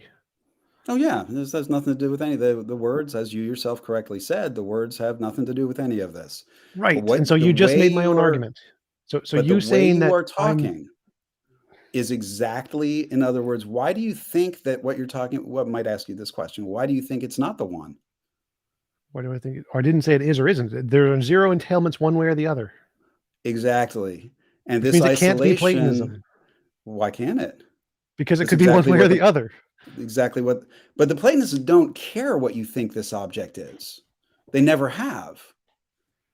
I mean, you could add a whole bunch of theory, right? Which is exactly what the theists did. They said, "Oh, it's God," right? What you've discovered here is your own, God consciousness or something like that. No, there's no reason to do that. There's absolutely no reason to do that. You've grasped the pure relational structure of the mind, and in doing so, as every Platonist will tell you, the Plotinus works it out in detail. By doing that, you have grasped the one. You've grasped your own pure unity in a way that's prior to any dialectic, it's prior to any words, it's prior to any reasoning, prior even to direct experience, because it's unified with itself. Is that rock a And Platonist? is that There's, what? there's a rock. There's a rock on the table. Is that rock a Platonist? I don't know what that means. I mean, rocks, as far as I know, don't have thoughts. Yeah, but So they exist just fine. So the rock exists. Is it a Platonist now? I don't think the rock is going to say all these words to me. Right. I don't If care it about the words. started, The consciousness doesn't say any of the words. The consciousness exists in the exact same way well, the do you, rock do you does. It's think there. the consciousness, so do you think the rock is conscious? Nope. But then it doesn't exist in the same way the rock No, they exists. both exist. Like a TV exists and a camera exists. They both exist in the exact same way. Well, but then if the existence is, I mean, all these things Well, exist in the same way, and the one is conscious and the other is not, that's a contradiction, because then they no, it's exist in not. different A ways. TV and a camera exist in the same way, even though one's a TV and one's a camera. The fact that they can be different objects and still exist in the same way as in within reality does not is Okay, not a so you're contradiction. But talking but the about point here, well, you're talking about pure existence. yes, You're talking about the one no, being it doesn't make itself. sense. So Being again, itself. You're talking about, no, you've inherited from is the rock a people I Platonist? don't know who have given you all this crazy talk about Platonism that doesn't have anything to do with anything any historical Platonist ever said. It's Like, some ideology that comes from I don't know where, some textbook or something. But you want to start to talk about pure existence, you're talking about being itself, you're talking about the one. is Now you okay? can The rock import a whole lot of exists. Is ideology, the which rock a is, Platonist? I don't know what that means. I mean, to be humans are Platonists. So if I said Maybe an some object birds are exists, Platonists. the fact that the object exists doesn't make it a Platonist. No, why would it? Okay, so if Platonism I is say a a consciousness exists, it's over there, it's right next to the rock. Is the consciousness a Platonist? consciousness exists. That's a statement I have a real hard time understanding. So there's a rock that exists, it's not a Yeah. Platonist. And there's a consciousness that exists next to the rock. I don't know what it's made of, I don't know how it works, don't care, it's there. It's also not a Platonist. Simply No, saying it there's no exists, consciousness that exists. again, that's just like self-implodes your entire position. That's worse than saying No, it there's no doesn't at morality. all. I think all sorts of things exist. Consciousness is not one of them. Like if the whole benefit of Platonism is that you get some kind of advantage, like for example, talking to theists and saying you have morality. And then one of the consequences is when you're talking to theists, you can't admit consciousness exists. That's like, Yeah, actually, theists like that. no, they don't. They do not. This is my Sure they literal do. profession is talking with them all day, Well, every day. it's true. I mean, I don't talk with, let's say, your average church going No, like I person talk very with much. academic professors every day. And there's hundreds of videos on my channel doing this. Of That's Sure, literally my job. They do sure, not. Like they think sure. it's silly. If you say consciousness doesn't exist, they laugh at you. That they all And laugh yet, at I you. Like think there is a running joke if about I said God transcends consciousness, I believe every single theist in the world who's thought about theism would agree with me. yes, God but that is has not absolutely nothing conscious. to do with saying consciousness doesn't exist. Like No, no. I I've mean, literally look, had conversations with I many theists agree. on this topic. They say it's a joke. The people, the Dan Dennett style of people who say conscious doesn't exist is such a joke that I can't Well, take them they usually seriously. misunderstand that. What I mean when I say consciousness doesn't exist, I don't mean that there are no things that are conscious. I never said that. But Well, consciousness is not the kind of thing that gets existence put after it. I yeah, mean, it is for like so most people. That is. I think for a lot of, I'll certainly agree with you. I think for a lot of people who have bought into a kind of late stage American Anglophone theism, or because what happened in a lot of cases was, God became psychologized. And so humanism tells you that, oh, what used to be the soul is just the brain, what used to be God is just humanity. And how do we understand this? We make consciousness into a grand mystery. The mystery of God now becomes the mystery of consciousness. There's plenty of people who've talked about this. I mean, this is a well-trodden path.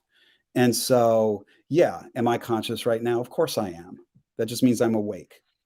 Do I believe in the mystery of consciousness, capital C, capital M? No, I don't. Consciousness is a property of a brain, or maybe a neural network in a computer. That's fine. The illusion isn't that. The illusion is this ideology that's built up around consciousness. The illusion is that when you use the word qualia, you think you're referring to something, and you're not. And if you say, oh, qualia are just brain states, fine, then just talk about brain states, right? So, That's referring to something. yes, correct. It is. Brain states So exist. so They're saying quality real. does refer to something. Well, I mean, I think you've said a lot of things about this topic, but it's very interesting to me, right? Because Platonism is about abstraction. Abstract from the content. Look at the form of the discourse. And when you talk about, this pure subjectivity or pure existence, you're talking about the one.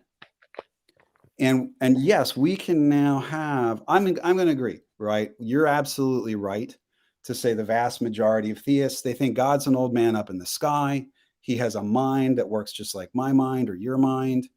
If you find anybody who's serious about these issues, they will say that immediately that's idolatry. That's idolatry. That's confusing God with Zeus. And God is not that. Yeah, but they're all going to say they're And conscious. They admit they're conscious. Who I'm cares about God? conscious. I'm conscious. And it's not an illusion, and it does literally exist, and it is quality experience, and they are going to agree to No, every that's single all one of those. illusion. That's all illusion. Right, and that's the problem because That's they're all going to agree to ideology. every single one of those.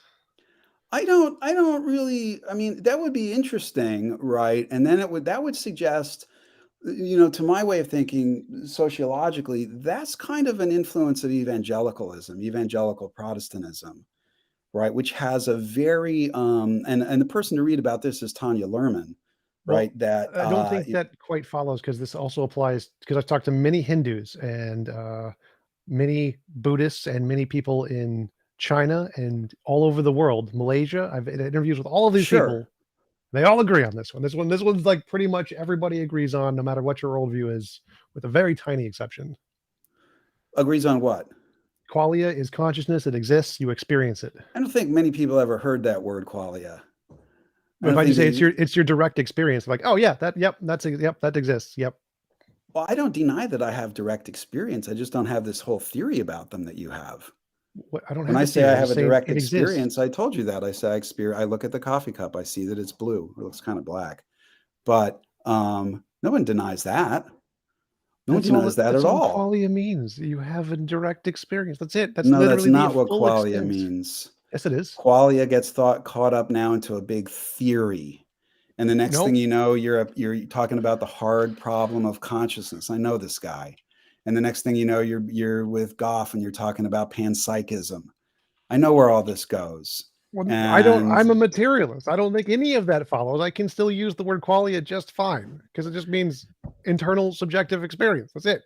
I think it's all physical. I think it's if you literally a just thing in the mean brain. brain states, you should talk about brain states. Well, I mean, whatever is causing the direct experience, which I happen to believe is brain states, but that's irrelevant to the argument. So you don't need that part. But Well, I think the more interesting question, at least for me, is how people conceptualize God, and do they conceptualize God in this consciousness way, right? And I think that the answer is you're correct. You're right. I think that the influence of Protestantism, particularly evangelical Protestantism, which is a novel and historically deviant form of Christianity. And it's deviant in its prayer practices. And by deviant, I don't mean negative. I don't mean to be, I mean just that anthropologically or sociologically. It's new, it's non-traditional, presents itself as traditional, it's highly non-traditional, it's a departure. The kinds of prayer practices that are done in evangelical Protestantism, which end up attributing a kind of pure consciousness to God or thinking of God that way. Traditionally, Christians would have said this is idolatry.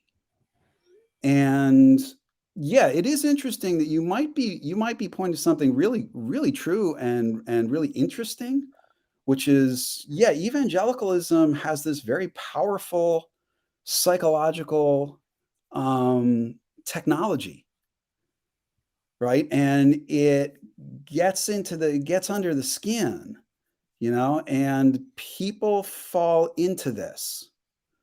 That I wouldn't deny, right? That people fall into an illusory way of thinking about things, right? That it's the correct way, that I would deny. But I would think that if you were a Catholic or an Eastern Orthodox person who really, reflected on their theology and was informed about their theology, right? And just instead of just saying whatever they thought came to mind, right?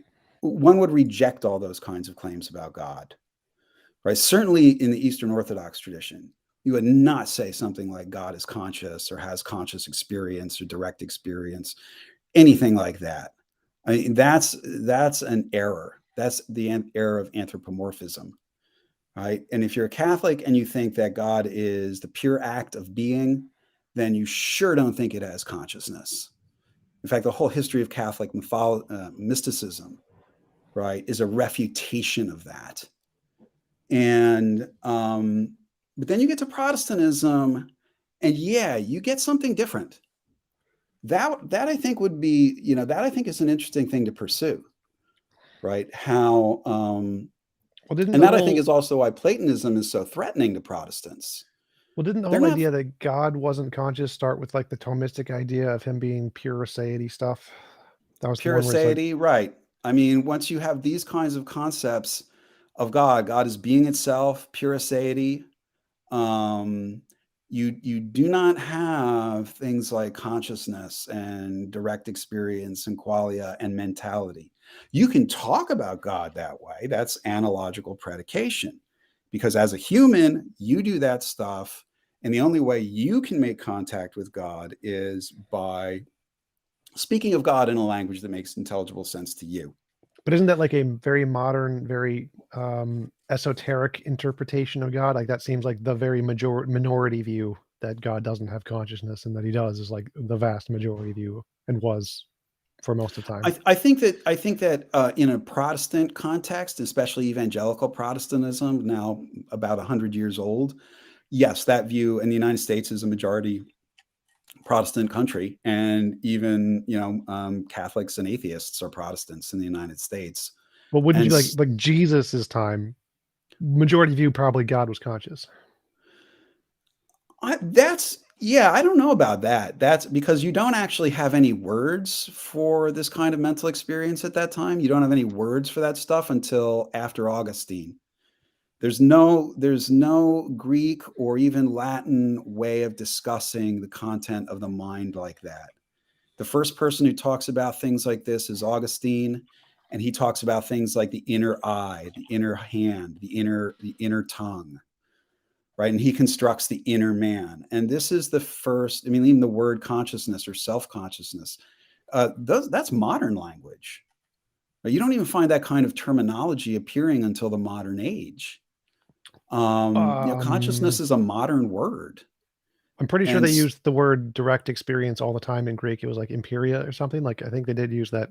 They just didn't use qualia. They did have direct experience. That was the thing. well, now you got to be really careful. I mean, what ancient words mean to ancient peoples, you really have to look at how they use those words. And for the ancient Greeks, for sure, the mind is if there's a philosophy of mind that they seem to embrace, it's inactivism.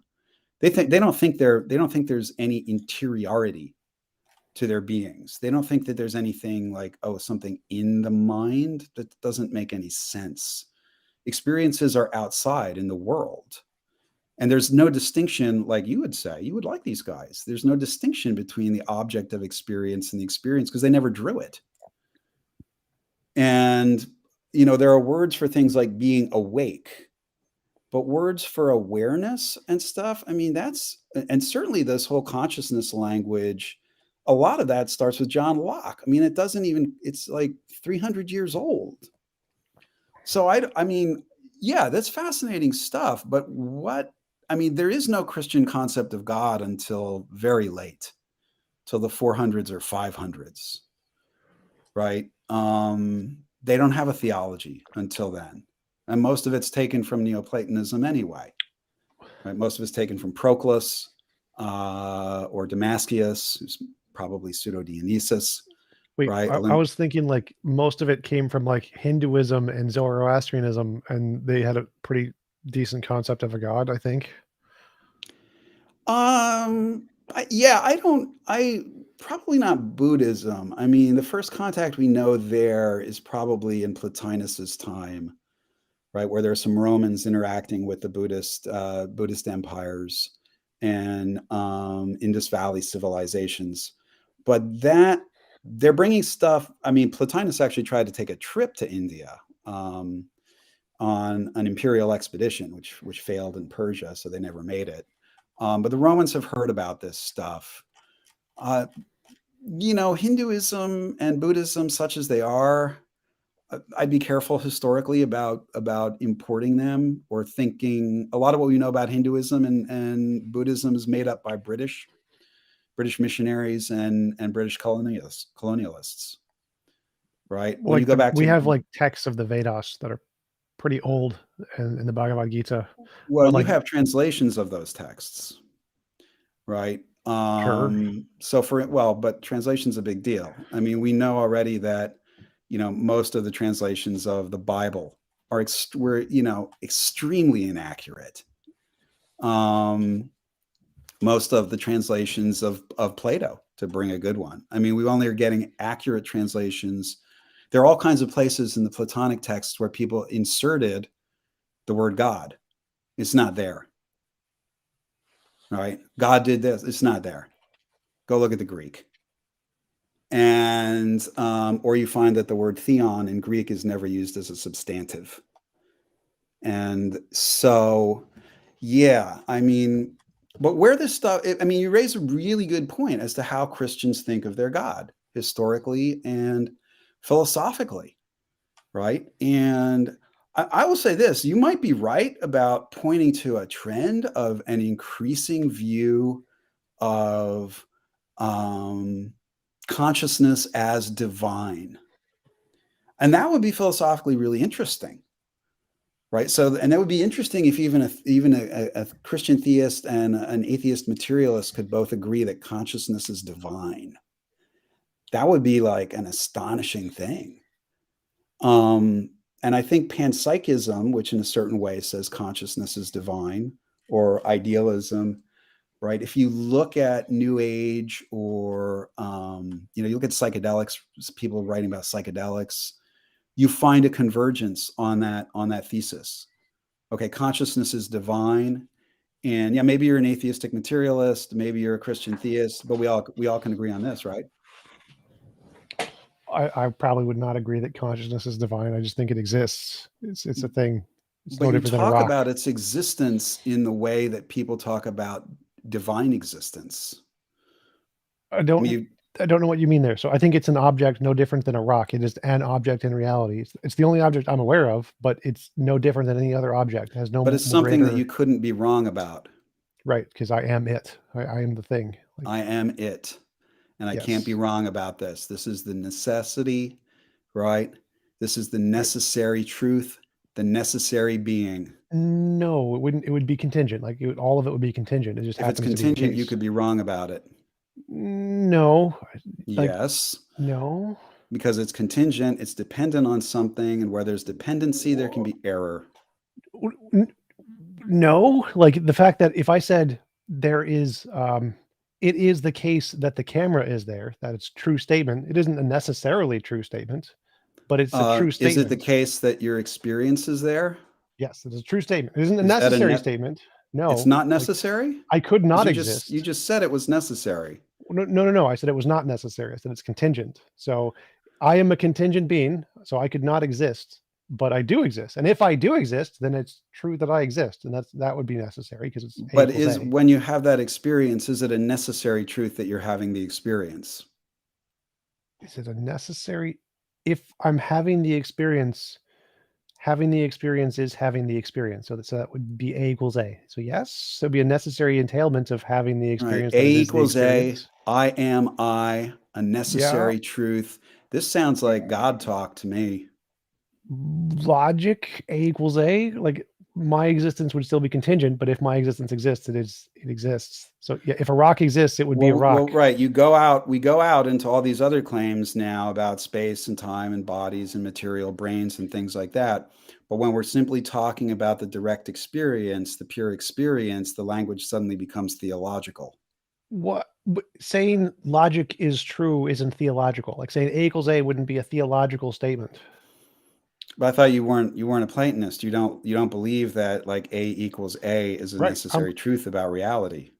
It describes reality. I'm a nominalist, but it describes reality. It's So there's some fact about reality that it describes. yes, which is Right, that's a existence. necessary truth. And that's exactly what a Platonist will say. No, like a necessary truth is something that's true in all possible worlds. My existence is not true in all possible worlds. No, but the A equals A, the conscious experience is, I don't know what, experience of Itself itself is or, itself. Yes, A yeah, equals A. yeah.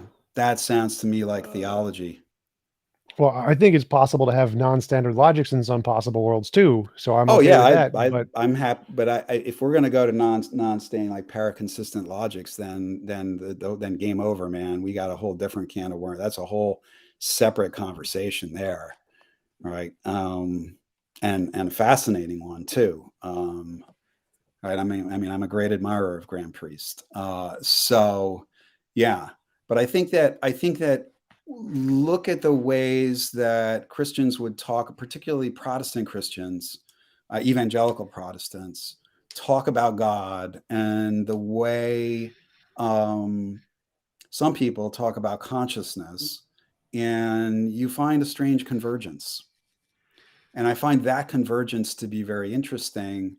And you could be completely right. Yeah, everybody in the world could switch to this position of like, the divinity of consciousness, and we could all sing kumbaya. And there might be a few cranky old men like me and Dan Dennett. I don't have a beard, but I don't have the badass beard. I got long hair. It well, could just, I'm still confused when you say the divinity of consciousness because I'm not consciousness. All consciousness is contingent. Now, I'm let's grant A equals A is necessary. Laws of logic are necessary, but consciousness all contingent. So I wouldn't be saying that's divine in any way.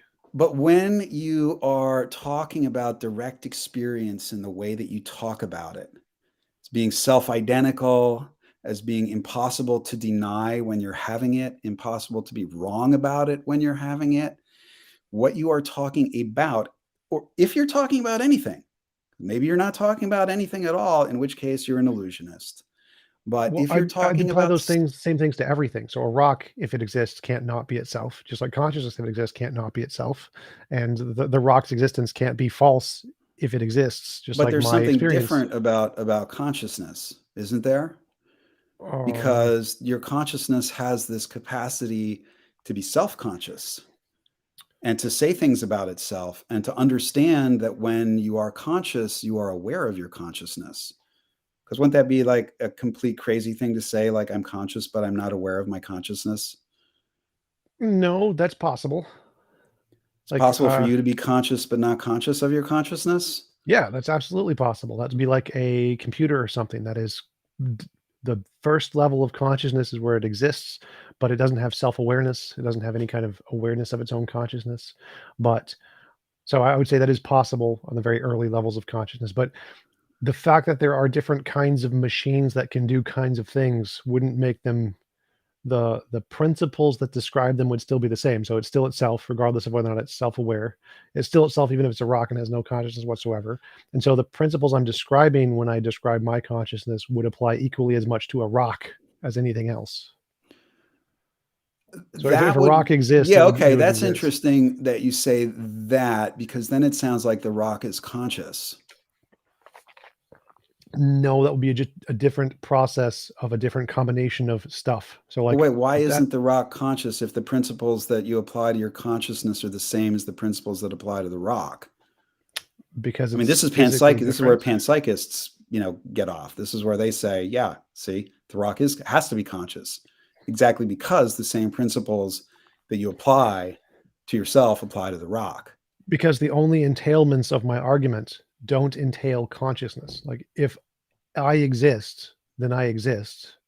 That applies to the rock. If the rock exists, the rock exists. Whether or not it's conscious is independent of the Yeah, argument. but So the you only can tell me about your existence. You're talking about that's it. irrelevant to the argument. That's not in the argument. Whether or not I can tell you about it is irrelevant. So if I can't tell you about it, it's still true that if I exist, I Yes, and exist. now you're back to the one.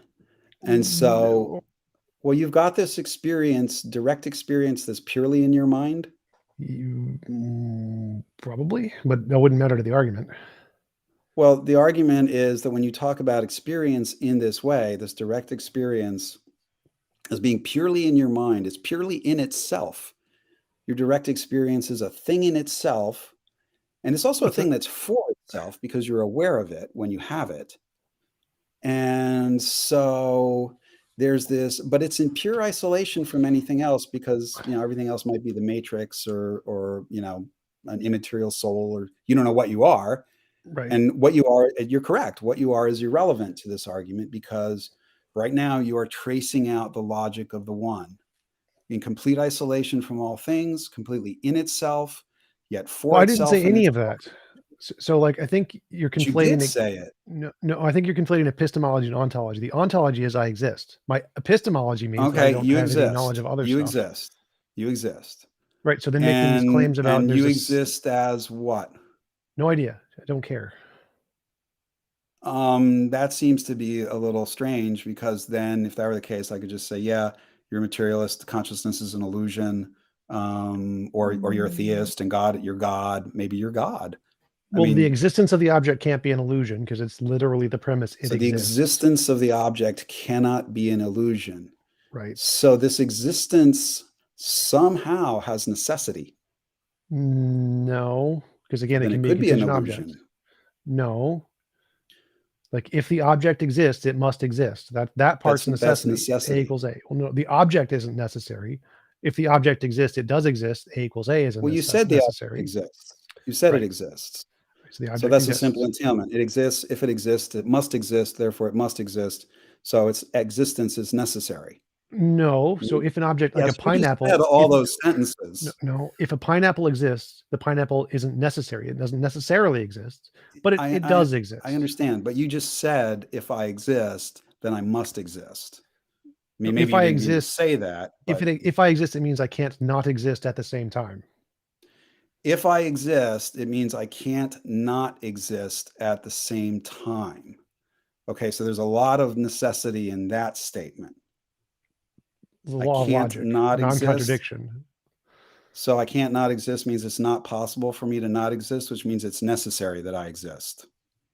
The law of If I non-contradiction. exist, and this is the second time you've said it, and I'm not saying you're wrong. I'm not trying to disagree with you, but you've said several times now, if I exist, then I exist necessarily. No, again, there can be an object which is contingent and it does exist, which means it can't not exist at the same time, I but it's still a understand, but we're contingent talking about object. you. We're Right. talking about I you. can. So a contingent object can exist, but that means it can't not exist at the same time. But it's still a contingent object. It doesn't become necessary. But that seems to be a strange way of thinking about contingency. I mean, if you're saying that, right? I mean, yeah. What is existence meaning here? I think that it would be really good for you to think about what the existence claims you're making about yourself are in this direct experience, because you say things like it's I'm not A making any. equals A. A rock doesn't come to that conclusion. Right. The conclusions you come to are irrelevant. It doesn't matter if you come to conclusions. You exist if there are no conclusions. You still exist regardless of your So ability to this make is conclusions. pure existence, Well, no, independent of all other things. I think I'd say no. So I exist. Now, I don't know what it means to exist. Maybe existence is That's a fine. composite That's of fine. stuff. We're talking about pure existence. So yeah, I don't think there is such a thing as pure existence. Existence is made of something, and I use the word existence to Well, refer to the that's something. an immediate infinite regression. Existence is made of something. What's it made of? Well, that's made of something too. So that's made of something too. And now you just have an infinite regress. Well, it wouldn't matter if And there's an infinite regress or not. That's not the point. The point is when I say existence, there is well, some yeah, it matters substance in if there's an reality, and infinite regress, it there's no doesn't matter if there's existence. it doesn't matter if there's an infinite regress or not. There's no logical contradiction with an infinite regress, so that wouldn't be a problem anyway. But if I can say there is one substance that exists like No. energy, With logical claims about existence, there is a problem about an infinite regression because, right, entailment doesn't work that way. And so there's all kinds of infinite regressions that are perfectly fine, right? But infinite regression, when it comes to existence, that's going to land you into contradiction. And so, but that's okay. I think that the way that you talk about these things is revealing, and it's actually very deep. And I think that you see this depth, like Kant, you see the abyss and then you draw back. Because it's interesting the way that it has these implications, and you don't want to follow them through. And why not? there's no implication there. Like whatever the nature of reality is, it exists. I don't know what I am, but I'm a part of reality, so I exist. So maybe it's one, maybe it's many, maybe it's platonic, maybe it's material. I don't know. I don't care. None of it matters. I still exist. Well, I mean, to say you don't know, you don't care, that's obviously false. You have a big channel where all you do is talk about these ideas, For the right? You argument, for do the sake of the care. argument, none of that matters. It's completely irrelevant. Like, is there a unicorn on Alpha Centauri? This is irrelevant to the Okay, argument. but we're going in circles a little bit because if none of that matters, To the then argument. all you're talking about is the pure logic of existence. No, because I'm talking about whatever that happens to be. I just don't care what it is for the argument. Well, I don't care what it is either because we're talking about pure existence. I don't care what it is. Doesn't matter what it is. There's no question of what it is. In fact, the answer to that question is it isn't anything. Existence is not a thing. That doesn't make any sense. Sure it does. Things exist. Existence is not a thing. Existence isn't a stuff that things are made out of, like Right. Things water. exist. So Things like my exist. consciousness is a thing and it exists. It exists. So tell me about its existence. That's irrelevant to the argument. I don't need to tell you about the unicorn on Alpha Centauri either. All I need to know is it exists. Who cares So all about you its know is existence? that your consciousness exists. Yep. And from that, what can you infer? If your answer is nothing, then I don't see the point. I mean, the inferences there don't matter. So whether or not I can infer anything makes no difference. okay, It still exists. you made a claim, but you've got to stick with the claim that you just made. If the inferences don't matter, okay, let's stay focused on that. Yeah, inferences don't matter. The inferences don't matter. You made a claim, consciousness exists. That's one. And two, inferences from that fact don't matter. Correct. So, but that was an inference. Sure. So some inferences, they're going to be second order inferences, do matter. Nope. Well, then you're contradicting yourself. Nope, because none of the inferences can make me not exist. Doesn't matter what inferences are make or don't make. My existence is independent of any of the inferences. So you're a necessary being. No, I'm still a contingent being. If you were a contingent being, then the inferences would matter because some of those might mean you don't exist. No. And so there's right? It doesn't matter what inferences I make. I can make any inferences in the world, but the fact I'm making inferences can't contradict itself. They can't stop being existing, no matter what inferences I make. I love it. You are just talking about yourself as a necessary being. No, I'm not. Necessary being is a being that exists in all all possible inferences worlds. do matter. Nope, because the necessary being is a being that exists in all possible worlds, and I don't need to be that. I could be that, but there's no entailment of that in the argument. I so therefore, it's not but a necessary being. Okay, so that's not the kind of necessity you're talking about. First of all, you're talking about logical necessity, because you were talking about inferences. You made a claim about inferences don't matter, and that in itself was an inference, right? And so obviously inferences do matter, and you have to be very careful not to get into contradiction. So consciousness exists. Inferences, I guess inferences about it, except for this one inference. Other inferences about it, such as what it's made out of, whether it's in space or time, whether it's in silicon or carbon, whether it's a mathematical pattern or whatever, none of that matters. So the only inferences that do matter, which is an inference you yourself made to say that no inferences of those contingent kinds matter. Nope, right? that inference doesn't matter either. There are no inferences that could be made that could make my existence not existence. You're doing a lot of inference right now. Well, it doesn't matter because, again, there are That's no right. inferences. There are zero inferences that could ever be made that can make my existence not existent. So zero inferences matter. All inferences are irrelevant because Yeah, none so of you're them can talking affect about my the logic existence. of necessity. No. When you say no inferences could matter, nothing could, no matter what possible world you're in, nothing could make a difference. No inferences could make a difference no matter what world you're in, no matter whether you're in the Inferences and matrix. worlds are not the same thing. So In those different are worlds, we irrelevant. make different inferences. Not necessarily, no. Well, okay, now you're back to the logic of necessity. So no, again, so my existence, I exist. The fact that I am myself, that's necessary. Law of logic. My existence that's an isn't inference. necessary. That's an inference because I'm not sure why is that a law of logic. Why is that? Why is A equals A law of logic? Yeah, you're the guy who brought up paraconsistency. I don't know why A equals A. Explain that to me. Why? Because let's just presuppose it. I don't care. It's irrelevant to the argument. You're making inferences. Okay, I mean, fine. I mean, I'll grant you your premises, but I'm not going to grant you that you're not making inferences when you clearly are. No, if the object exists, it is not making inferences. If there's a rock that exists, it's not making any inferences. It just exists. I don't care about what's making an inference. I care about whether an inference is made. And so you say things like you exist, and then you say things like A equals A, which I take it you think is a necessary truth. It's a logical truth, and it's a truth about this existence.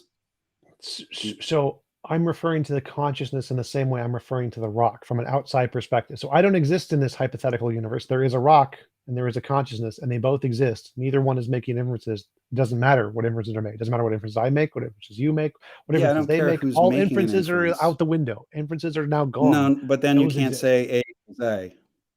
I don't care. They exist. What I say means nothing. Right. So from this existence, what follows?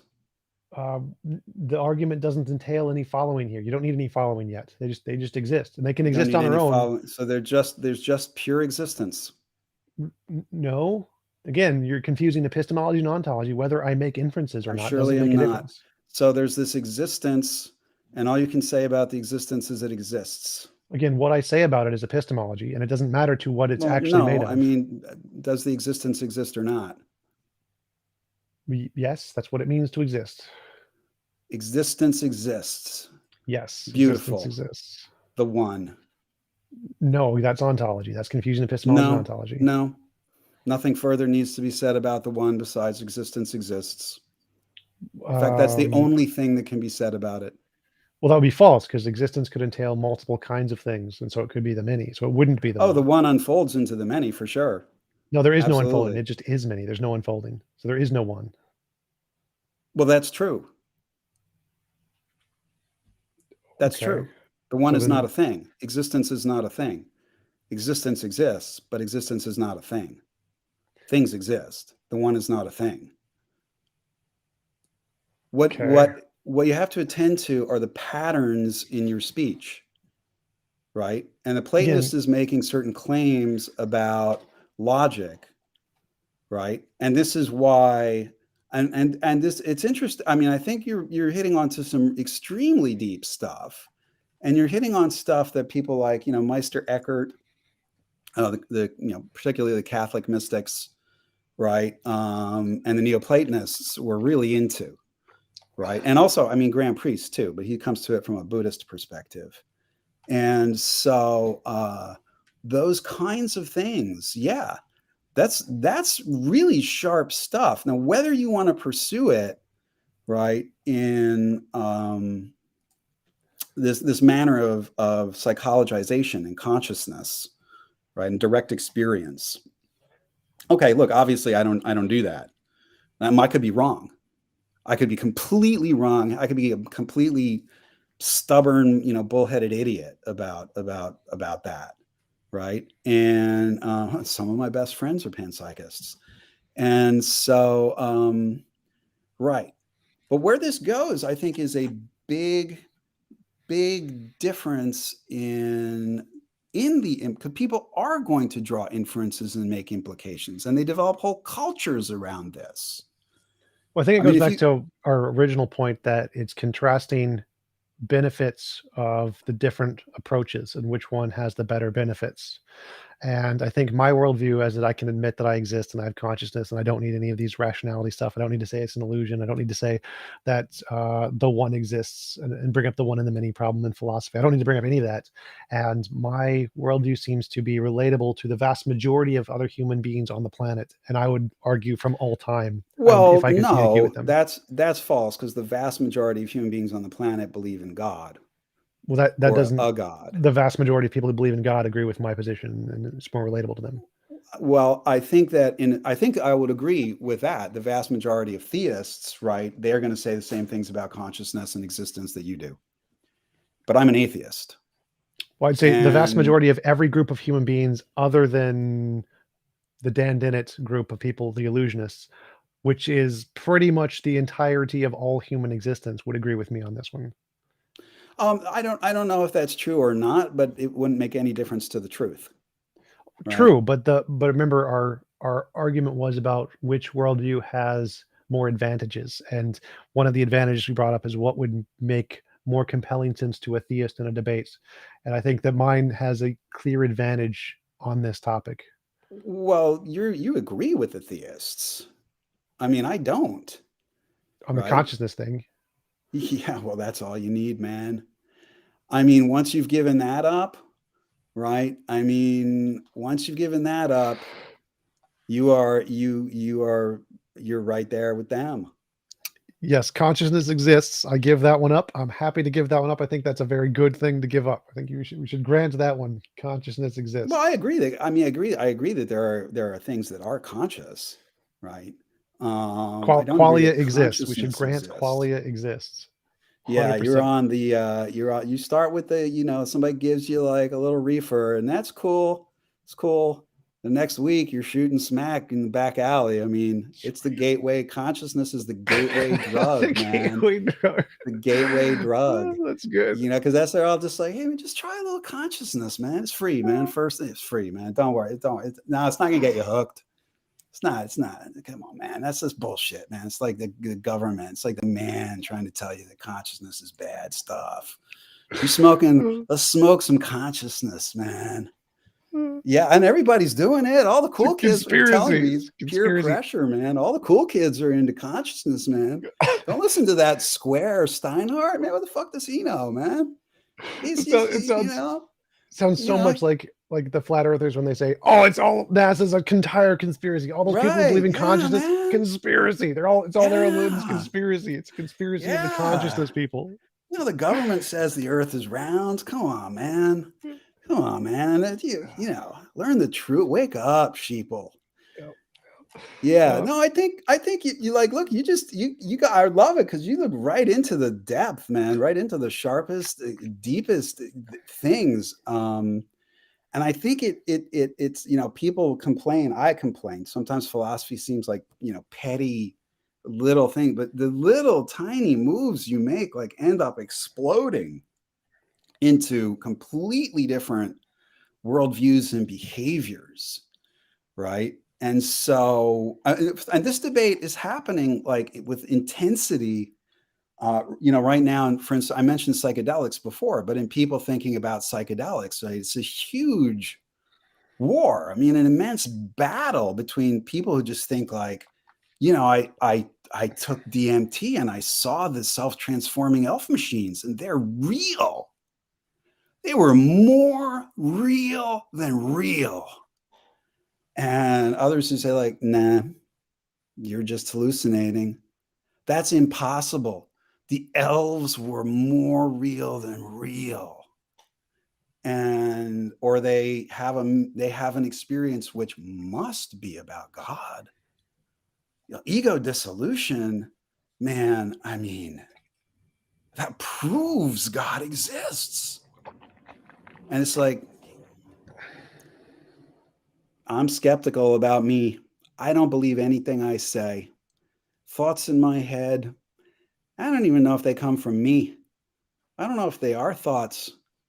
I'm constantly, beset by devils. And so, am I hallucinating all this right now? Yeah, maybe. And that doesn't really bother me. But what bothers me is the obvious fact that I can be profoundly wrong about what psychologically seems to me to be the most truthful. I have a family history of depression, and I know I have learned through sad experience that my moods seem more real than anything, and they are completely illusions. Illusions of the greatest magnificence and depth and subtlety. And so, as far as I'm concerned, man, consciousness, don't trust that stuff. Don't do it. Don't take it. One line of consciousness, man, and you're hooked for the rest of your life. Consciousness addict. You gotta get it. Like, empty your bank True. account. Yeah, you need Just to more. like go for conscious experiences. You want those quality experiences, and you spend Oh all your yeah, time and money going gotta. for those. You gotta hit me up with some qualia, baby. I Yep. need it. Daddy needs his qualia. Yeah. Well, we have been going for about 2 hours, and there are a few questions from the Okay. chat, if you don't mind. Yeah. Shane Sommer asks, ask him if concepts exist. That's a weird word. I mean, concepts, yeah, concepts do exist in my brain and brain structures. I mean, sometimes people mean properties when they say concepts like that, the property of mass or, charge or things like that. Yeah, sure, properties exist. We have concepts of properties, for instance, or relations exist. This thing is bigger than that thing. So we have a concept of size, right? So yeah, I just probably wouldn't say concepts. Gotcha. Next question from Jake K. Can Dr. Steinhart expand on Neoplatonism and how it helps defeat theism, or expand how arguments like maybe Augustine's do not get to theism, but the Neoplatonic one, etc., if this makes sense? Yeah, it does make sense, right? I mean, you see, and I just say Platonists because the Neoplatonists never called themselves that. And that was actually a Christian slur from the 1800s, that word. They just called themselves Platonists.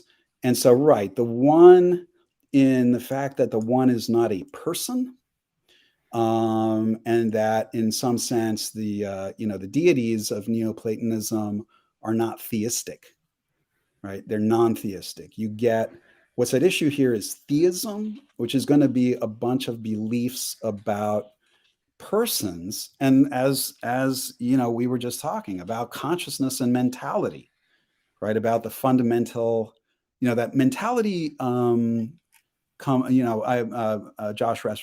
Josh Rasmussen, a friend, and we often talk about this kind of stuff, right? The I view hit him that, on 3 times, I think. yeah, he's a great guy. I love that guy. Just Very nice person. oh yeah, he's a wonderful guy.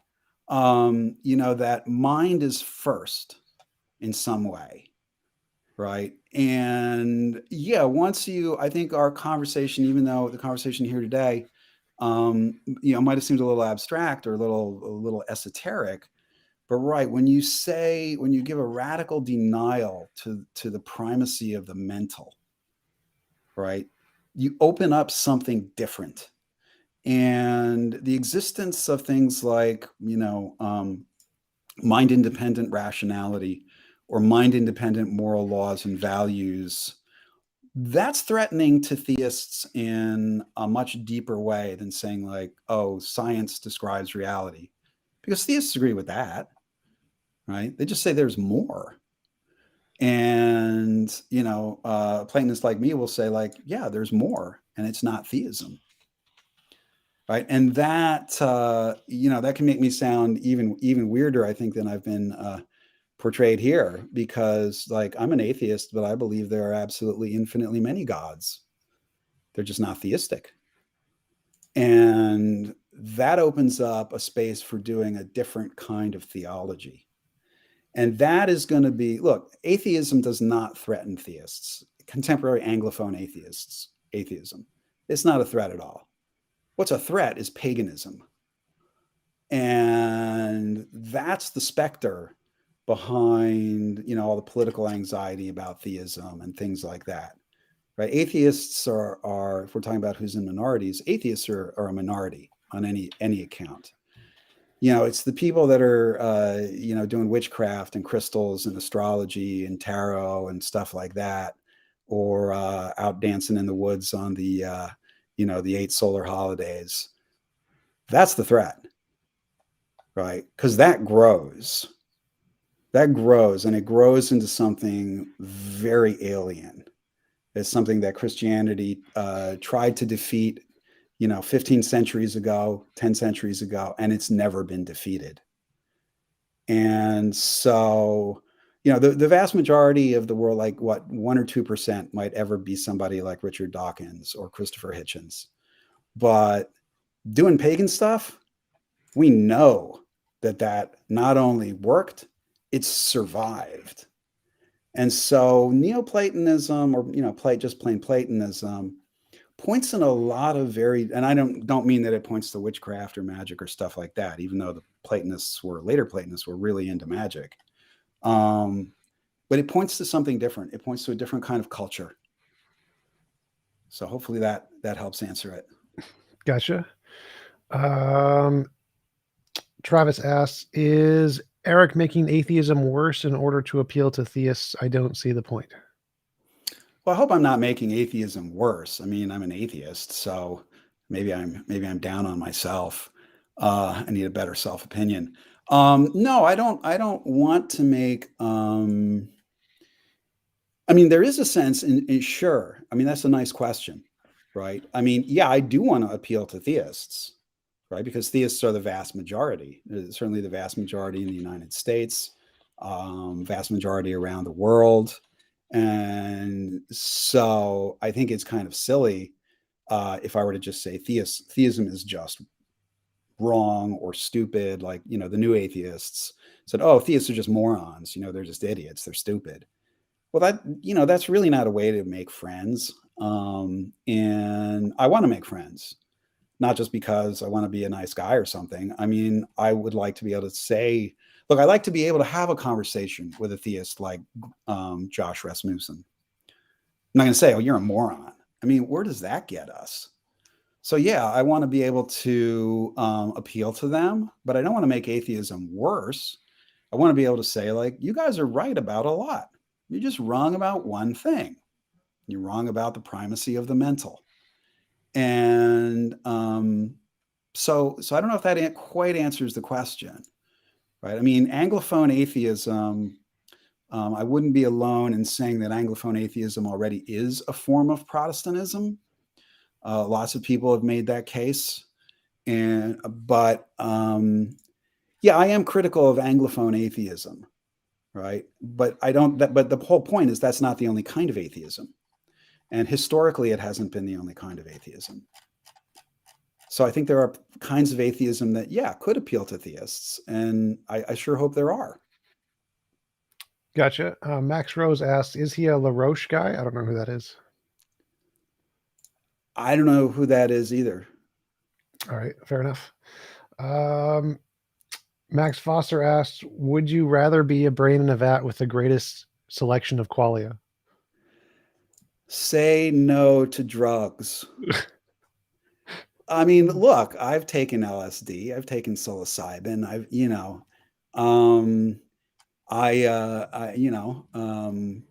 use weed for my arthritis, and I got a medical card, and this doesn't matter; it's legal anyway in adult use in New York now. But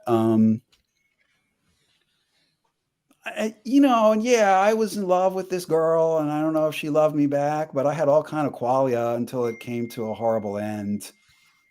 I mean, so I'm the experience machine, Nozick's experience machine. You could be a brain in a vat, an experience machine, and just have this wonderful hallucinatory life. Nah, I've been down that road, man.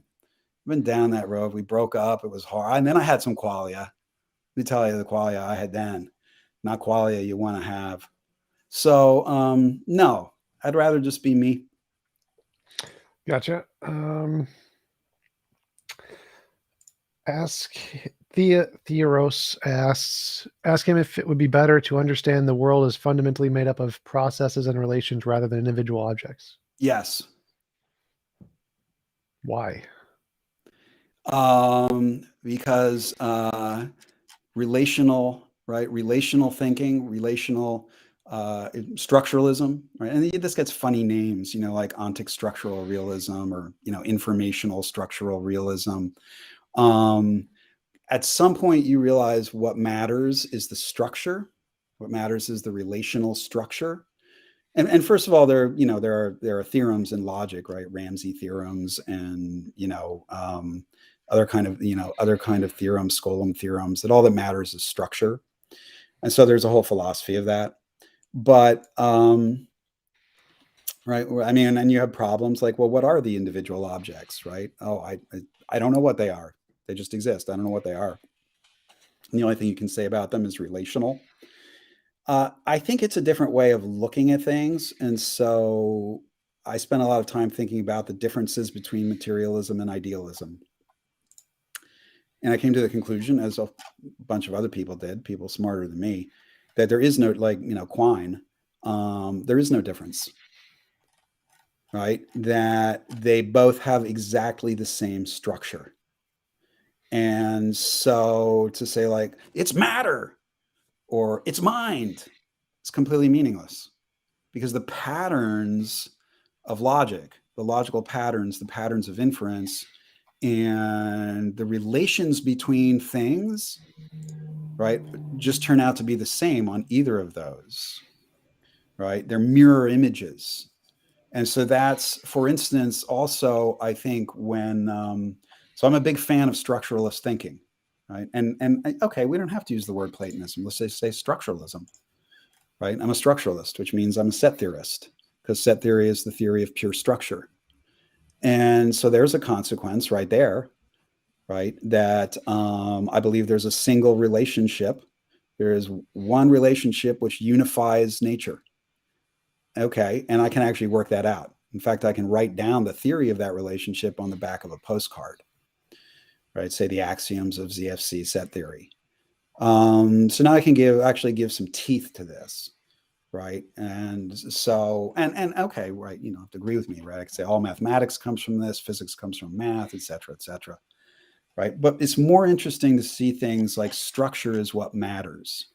And people have observed this, for instance, in saying things like, wow, a lot of atheist discourse, Anglophone atheist discourse, has the same structure as Protestant discourse.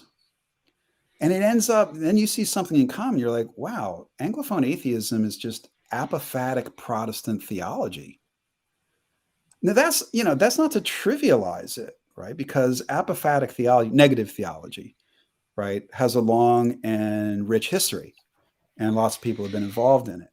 But when you start to look at things as structure and relationships, right? And my relation with Renee was the same as my relationship with Jenny, except like, oh, but Jenny's not Renee. Yeah, it doesn't matter. You're just repeating the same damn pattern that you repeated every time, right?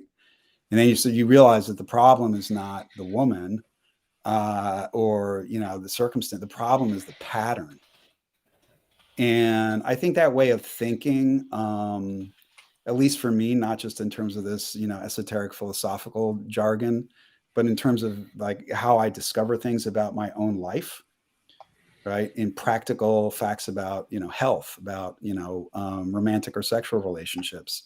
Yeah, look for the pattern, look for the system of relationships, right? Why are you doing the same things? Why are you behaving the same way?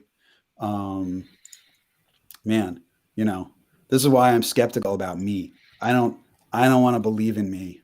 You know, if I start thinking I'm real, I get into big trouble. Gotcha. Related question from eFont. Do you believe, or what are your views on digital metaphysics? Yeah, love that stuff. Sure, digital metaphysics. In fact, I think I wrote the first article that had that title back in 1997. Yeah, I don't think quite that means the world is just like a big computer, right? I should mention that I took my first degree in computer science. I was a professional computer scientist for 9 years. And so, yes, digital metaphysics, yes, all the way. That might get into, like I said, informational structural realism, but yes. Awesome. That is it for the questions. We've been going for Okay. about 2 hours and a half. Really appreciate you coming on. Do you Yeah. want to give any links or references to people where they can find your work? I do have a website. Sure, that would be probably the main thing. And it's www.ericsteinhart.com. You can find pretty much everything that I do there if I can post it. It is. I will have a book coming out on atheistic Platonism. In fact, that's the title. Atheistic Platonism. It's in production now, and so it should be published at the very beginning of December. It'll be published with Palgrave Macmillan. And, I don't know what it'll cost or how it'll be distributed. It's not under my control. Once you sign contracts, other people take charge. But that should be out, assuming no supply chain issues, in early December. And that sets out the stuff with, greater detail. Awesome. Thanks again for coming on. Really appreciate it. And I hope you have a wonderful rest of your day. Yes, thank you. It was a great conversation. Really, really fascinating. And I'm really happy that we talked. I mean, I think you got, yeah, I do lots of podcasts and stuff, and people do not ask questions at, I got no need to kiss ass here, man. But people do not ask questions at that depth, right? And that's not just about, oh, you must have read a lot of stuff and thought about it. It means like, wow, those are questions like at depth. Thank you. Yeah, no, and I'll say again as a closing comment about me, I might be wrong about everything. Every single position I've taken, I could be wrong. What's important is to go into that depth and struggle with those kinds of questions. That's the most important thing. It's the purpose of philosophy. Yes, it is. All Awesome. right. Well, absolutely. Thanks again for coming on. Really appreciate it. I have to go run and pee before I pee my pants, and I'll talk to you later. All right.